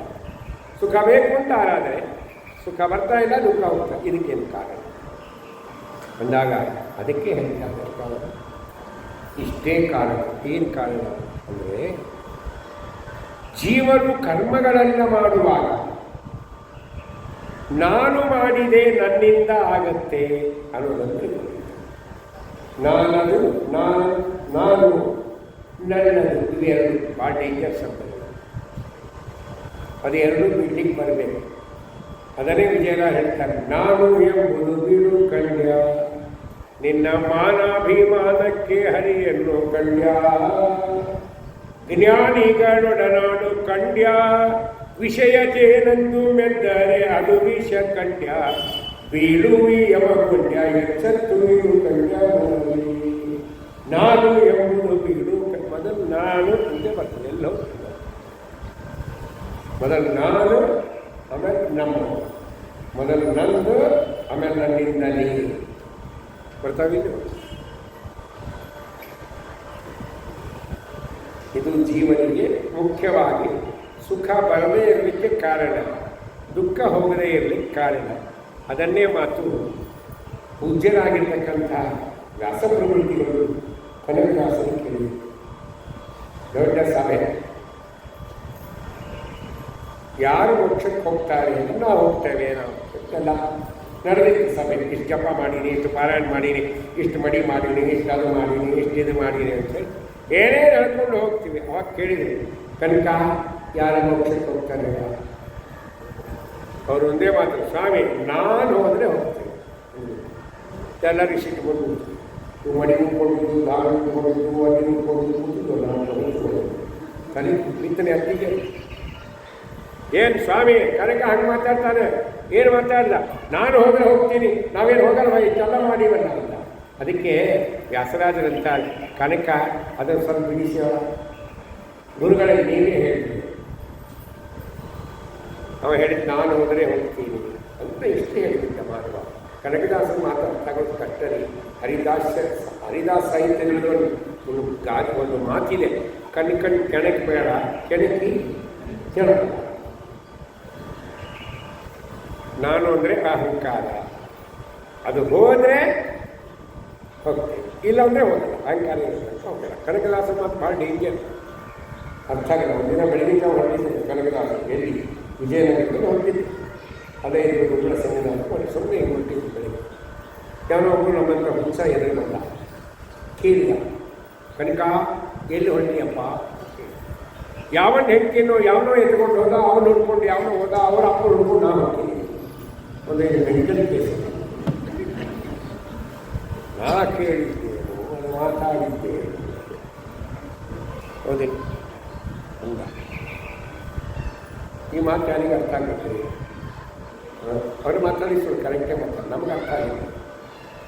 ಯಾವನ್ನ ಹೆಂಡ್ತಿನೋ ಯಾವನೋ ಹೊಟ್ಟೆ ಎತ್ಕೊಂಡು ಹೋದ ಅಂದರೆ ರಾಮನ ಹೆಂಡತಿ ಸೀತೆಯನ್ನು ಯಾರು ಇದು ರಾಮನ ಹೊಂಡ, ಅವನು ಹುಡ್ಕೊಂಡು ಯಾವನೋ ಹೋದ ಅಂದರೆ ಹನುಮಂತ ದೇವರು ಅಲ್ವಾ? ಅವರ ಅಪ್ಪನ ಹೊಡ್ಕೊಂಡು ನಾವು ಹೊರಟೀನಿ ಅಂದರೆ ವಾಯುವಿಹಾರಕ್ಕೆ ಹೊರಟೀನಿ, ವಾಕಿಂಗ್ ಹೊರಟೀನಿ ಅಂತ ಕನ್ನಡ ಏನು ಮಾಡ್ತೀವಿ? ಇದು ನಿಜವಾದ ಕನ್ನಡ ಸಾಹಿತ್ಯ. ಇಂಥ ಸಾಹಿತ್ಯಕ್ಕೆ ನಮ್ಮ ಸರ್ಕಾರದವರು ನೋವನ್ನು ಗ್ರಹಿಸ್ಕೊಳ್ಬೇಕು. ಕೊಡಲ್ಲ, ಯಾಕೆ ಅವ್ರು ತಿಳಿಯಲಿಲ್ಲ. ಬರೀ ಒಂದು ಕಾಯಿ ಮೇಲೆ ಹಾಡು ಮಾಡ್ಯಾರ ಕನಕದಾಸರು. ಸ್ವಾಮಿ ನೀನಲ್ಲಿ ಕಾಯಿನಿ, ಬದನೆಕಾಯಿನಿ, ಹೇರೆಕಾಯಿನಿ, ಕೊಂಗೆಕಾಯಿ, ಬರೀ ಪಲ್ಯಕಾಯಿ ಮೇಲೆ ಹಾಡ್ಬಿಟ್ರೆ ಇವು ಅರ್ಥ ಆಗುತ್ತಾ? ಇದೇ ನೋಡ್ರಿ, ನಮಗೂ ಗೊತ್ತವ. ಆ ಒಂದೊಂದು ಶಬ್ದನೂ ಅರ್ಥ ಆಗೋದು ಕಷ್ಟ ನಮಗೆ. ಸುಮ್ಮನೆ ಒಂದು ಹೀರೆಕಾಯಿ ಅಂತ ಇಟ್ಕೊಳ್ಳಿ. ಸ್ವಾಮಿನಿ ಹೀರೆಕಾಯಿ ಅಂದರೆ ಹೀರೆಕಾಯಿ ಅಂದರೆ ನಮಗೆ ಗೊತ್ತಲ್ಲ, ಬಜ್ಜಿ ಮಾಡು, ಇಲ್ಲ ಹುಳಿ ಮಾಡು, ಬಾರಿಸು, ಇಷ್ಟೇ ಗೊತ್ತಲ್ಲ.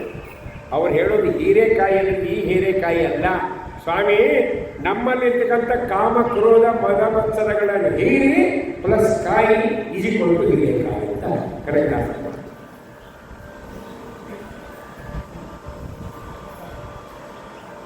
ಇನ್ನೊಂದು ಕಡೆ ಕೇಳಿದ, ಅದು ಹೇಳಿಬಿಡ್ತೀನಿ, ನೀವೆಲ್ಲ ನಮ್ಮವರು, ನಂಗೆ ಸಮಾಧಾನ ಆಗಿಲ್ಲ ಹೇಳಿದ್ದೀನಿ ಕೇಳಿದ.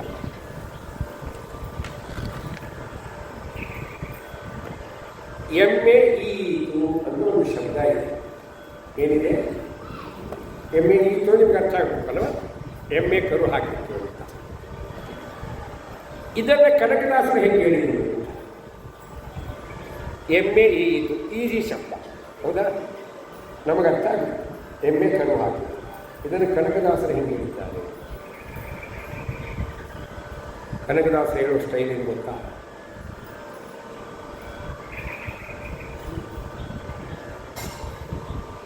ಇದನ್ನೇ ಸುಂದರವಾದ ಮಾತುಗಳಿಂದ ಕನಕದಾಸರು ಸೇರಿಸ್ತಾರೆ. ಆ ಮಾತು ಏನು? ಕತ್ತಲೆ ಮನೆಯೊಳಗೆ ಅಡಗಿದ್ದವನ, ಕತ್ತಲೆ ಮನೆಯೊಳಗೆ ಅಡಗಿದ್ದವನ ಮೊದಲೇ. ಆಮೇಲೆ ಕತ್ತಲೆ ಮನೆಯೊಳಗೆ ಅಡಗಿದ್ದವನ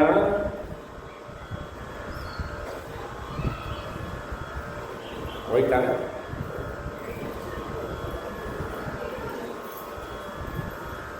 ಕತ್ತಲೆ ಮನೆಯೊಳಗೆ ಅಡಗಿದ್ದವನ, ಗುದ್ದಿದವನ, ಅಗ್ರಜನ, ಪಿತನ ವಾಹನನ ಪತ್ನಿ ಪ್ರಸವಿಸಿದಳು.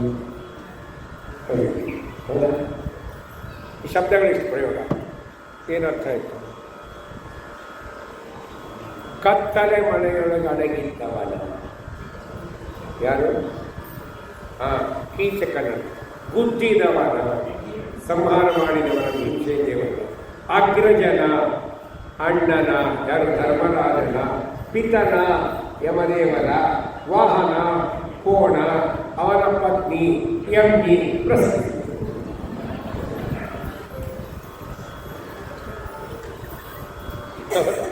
ಏನು ಕನ್ನಡ ಸಾಹಿತ್ಯ, ಯಾವ ಕನ್ನಡ ಮಾತಾಡೋದು ಗೊತ್ತಾಗಲ್ಲ.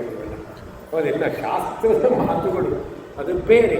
ಈ ರೀತಿಯಾದ 9 ಕೂಡಿಕೊಂಡು ಉತ್ತರ ಕೊಟ್ಟಂತಹ ಯಾರು ಅಷ್ಟಾವಕ್ರ ಕೊನೆಗೆ ಮತ್ತೆ ಒಂದು ಪ್ರಶ್ನೆ ಕೇಳ್ತಾರೆ. ಸುಖ ಬರಬೇಕು, ದುಃಖ ಹೋಗ್ಬೇಕು ಅಂತ ಎರಡೇ. ಏನು ಮಾಡಬೇಕು? ನಾನು ನನ್ನದು ಅನ್ನೋದು ಬಿಟ್ಟು ಬಿಡಬೇಕು. ಎಲ್ಲವೂ ದೇವರ ಅಧೀನವಾಗಿದೆ ಅಂತ ಚಿಂತನೆ ಮಾಡಿ ಬಂದರೆ ಮಾತ್ರ ನಾವೇನು ಮಾಡ್ತೇವೆ? ದೇವರ ಅನುಗ್ರಹ ಪಡಿತೇವೆ ಅಂತ ಅಷ್ಟಾವಕ್ರ ಹೇಳಿದ ಮೇಲೆ ಆ ಬಂದಿ ಅಂತಕ್ಕಂಥ ರಾಜ ಬಹಳ ಸಂತೋಷಪಟ್ಟು ನಮ್ಮೆಲ್ಲ ಪ್ರಶ್ನೆಗಳಿಗೆ ಉತ್ತರ ಕೊಟ್ಟಿದ್ದೆ ಅಷ್ಟಾವಕ್ರ, ನೀನು ಜನಕ ರಾಜನ ಸಭೆಗೆ ಹೋಗ್ಬೋದು ಅಂತ ಅವನನ್ನು ಸಭೆಗೆ ಬಿಟ್ಟಿದ್ದ. ನೋಡಲಿಕ್ಕೆ ವಕ್ರ ಇದ್ದರೂ ಸುಂದರವಾದ ಉತ್ತರಗಳನ್ನು ಅವನು ಕೊಟ್ಟಿದ್ದಾನೆ ಅನ್ನೋದನ್ನು ಮಹಾಭಾರತ ಹೇಳುತ್ತೆ. ಈಗ ಸುಮ್ಮನೆ ನಾವು ಮೂರು ಹೇಳಿದ್ರೆ ಅರ್ಥ ಆಗಲ್ಲ. ಅದಕ್ಕೆಲ್ಲ ಕ್ಲಾರಿಫಿಕೇಶನ್ ಕೊಟ್ಟಾಗ ನಮಗೆ ಸ್ವಲ್ಪ ತಲೆಯಾಗಾದರೂ ಹೋಗ್ತವೆ. ಹೌದಿಲ್ಲ? ಈ ಮಹಾಭಾರತ, ರಾಮಾಯಣ, ಶ್ರೀಮದ್ ಭಾಗವತ ಗ್ರಂಥಗಳು ಅನೇಕವಾದ ವಿಚಾರಗಳಿಂದ ಕೂಡಿರ್ತಾವೆ. ಸುತ್ತಮುತ್ತ ಬಳಸಿ ಹೇಳಿದರೆ ಅದು ಚೆಂದ ಆಗೋದು. ನೇರವಾಗಿ ಹೇಳಿದರೆ ನಮಗೆಲ್ಲ ಅರ್ಥ ಆಗುತ್ತೆ. ಜ್ಞಾನಿಗಳಿಗೆ ನೇರವಾಗಿ ಹೇಳಿದರೆ ಅರ್ಥ ಆಗುತ್ತೆ. ಈಗ ಶ್ರೀಮದ್ ಭಾಗವತ ಎಷ್ಟು ಶ್ಲೋಕಗಳಿದೆ ಅಂದರೆ 18,000 ಶ್ಲೋಕಗಳಿದೆ, 344 ಅಧ್ಯಾಯಗಳಿದೆ, 12 ಸ್ಕಂದಗಳಿದೆ. ಅದನ್ನೆಲ್ಲವನ್ನು ಭಾಳ ಶಾರ್ಟ್ ಒಳಗೆ ಹೇಳಿದರು. ಯಾರು? ಹೈಗ್ರೀವ ಪರಮಾತ್ಮ. ಯಾರಿಗೆ? ಬ್ರಹ್ಮದೇವರಿಗೆ. ಎಷ್ಟು ಹೇಳಿದ? ಚತುಶ್ಲೋಕಿ ಭಾಗವತ ಅಂತ ಕರೀತಾರೆ. 4 ಶ್ಲೋಕದಲ್ಲಿ ಹೇಳಿ. ಈ 18,000 ಶ್ಲೋಕಗಳಲ್ಲಿ ಹೇಳಿದ ವಿಚಾರ 4 ಅವ್ರಿಗೆ ತಿಳಿತಕ್ಕಂಥ ಸಾಮರ್ಥ್ಯ ಇದೆ. ಆದ್ದರಿಂದ ಅವ್ರು ಹೇಳಿದ್ರು, ಅವ್ರು ಕೇಳಿದ್ರು, ತಿಳ್ಕೊಂಡ್ರು. ನಮ್ಮಂಥವ್ರಿಗೆ ಎಷ್ಟು ಹೇಳಿದ್ರು ಕೇಳಲ್ಲ, ಮ್ಯಾಲಿನ ಮ್ಯಾಲೆ ಹೇಳ್ತಾ ಇರಬೇಕು. ಅದಕ್ಕೆ ಹಾಡಿದ್ದೆ ಹಾಡು ಇಸ್ಬಾಯಿ ಆಸಾ ಅಂತ ಒಂದು ಕಾರ್ಯ ಮಾಡಿ. ಹೌದಾ? ಮೇಲಿಂದ ಮೇಲಿಂದ ಮೇಲಿಂದ ಮನನ ಮಾಡ್ತಾ ಇದ್ದರೆ ಮಾತ್ರ ನಮ್ಮ ತಲೆ ಉಳಿತಾವೆ. ಇಲ್ಲ ಒಂದು 2 ರೂಪಾಯಿ ಹೋಗಿರ್ತಾವೆ. ಈಗ ಏನು ಕೇಳ್ತಾ 6 ಸಾಮಾನು ತೊಗೊಂಡು ಬರ್ರಿ, ಬೇಕಾದ್ರೆ ಬರ್ಕೊಂಡು ಹೋಗಿ ಅಂತ 6 ಸಾಮಾನು ಬರ್ಕೊಂಡು ಬೇಡ ನನಗೆ ಅದು ನೆನಪಿಲ್ಲ ಅಂತ ತಿಳ್ಕೊಂಡೆ. ನಾನು ಕಡಿಮೆನ 3 PhD ಅವನನ್ನು ಅದು ಹೊಟ್ಟು ಮತ್ತು 4 ಪದಾರ್ಥ ತೊಗೊಂಡು ಈಗೇನೋ ಮೊಬೈಲ್ ಅದ ಏನು ತಗೋಬೇಕು ಮಾರ್ಕಿಂಗ್ ಅಂದ್ರೆ ಹಿಂದ ಮತ್ತು ಬಂದು ಇಸ್ಕೊಂಡು ಹೌದಿಂದ ಯಾವ ನೆನಪಿರೋಂಗಿಲ್ಲ. ನಮಗೆ ಎಷ್ಟು ನೆನಪಿರಬೇಕೋ ಅಷ್ಟನ್ನು ತಿಳಿದು ಉಪಾಸನೆ ಮಾಡಿದರೆ ದೇವರ ಅನುಗ್ರಹ ಆಗುತ್ತೆ ಅಂತ ಹೇಳ್ತಾರೆ. ಮುಂದಿನ ವಿಚಾರವನ್ನು ಮತ್ತೆ ನಾಳೆ ದಿವಸಗಳಾಗೋದು. ಶ್ರೀಕೃಷ್ಣ ಅರ್ಪಣಮಸ್ತು. ಸರ್ವ ಇಂದ್ರಿಯ ಪ್ರೇರಕೇಣ ಶ್ರೀ ಪ್ರಾಣಪತಿ ನೇರಿದ ಯದವೋಚಮಹಂಸೇನ ಪ್ರಿಯತಾಂ ಕಮಲಾಲಯ ಶ್ರೀ ಗುರುಮಂತ್ರೇಶಾಯ ಕೃಷ್ಣ ಸ್ವಾಮಿ.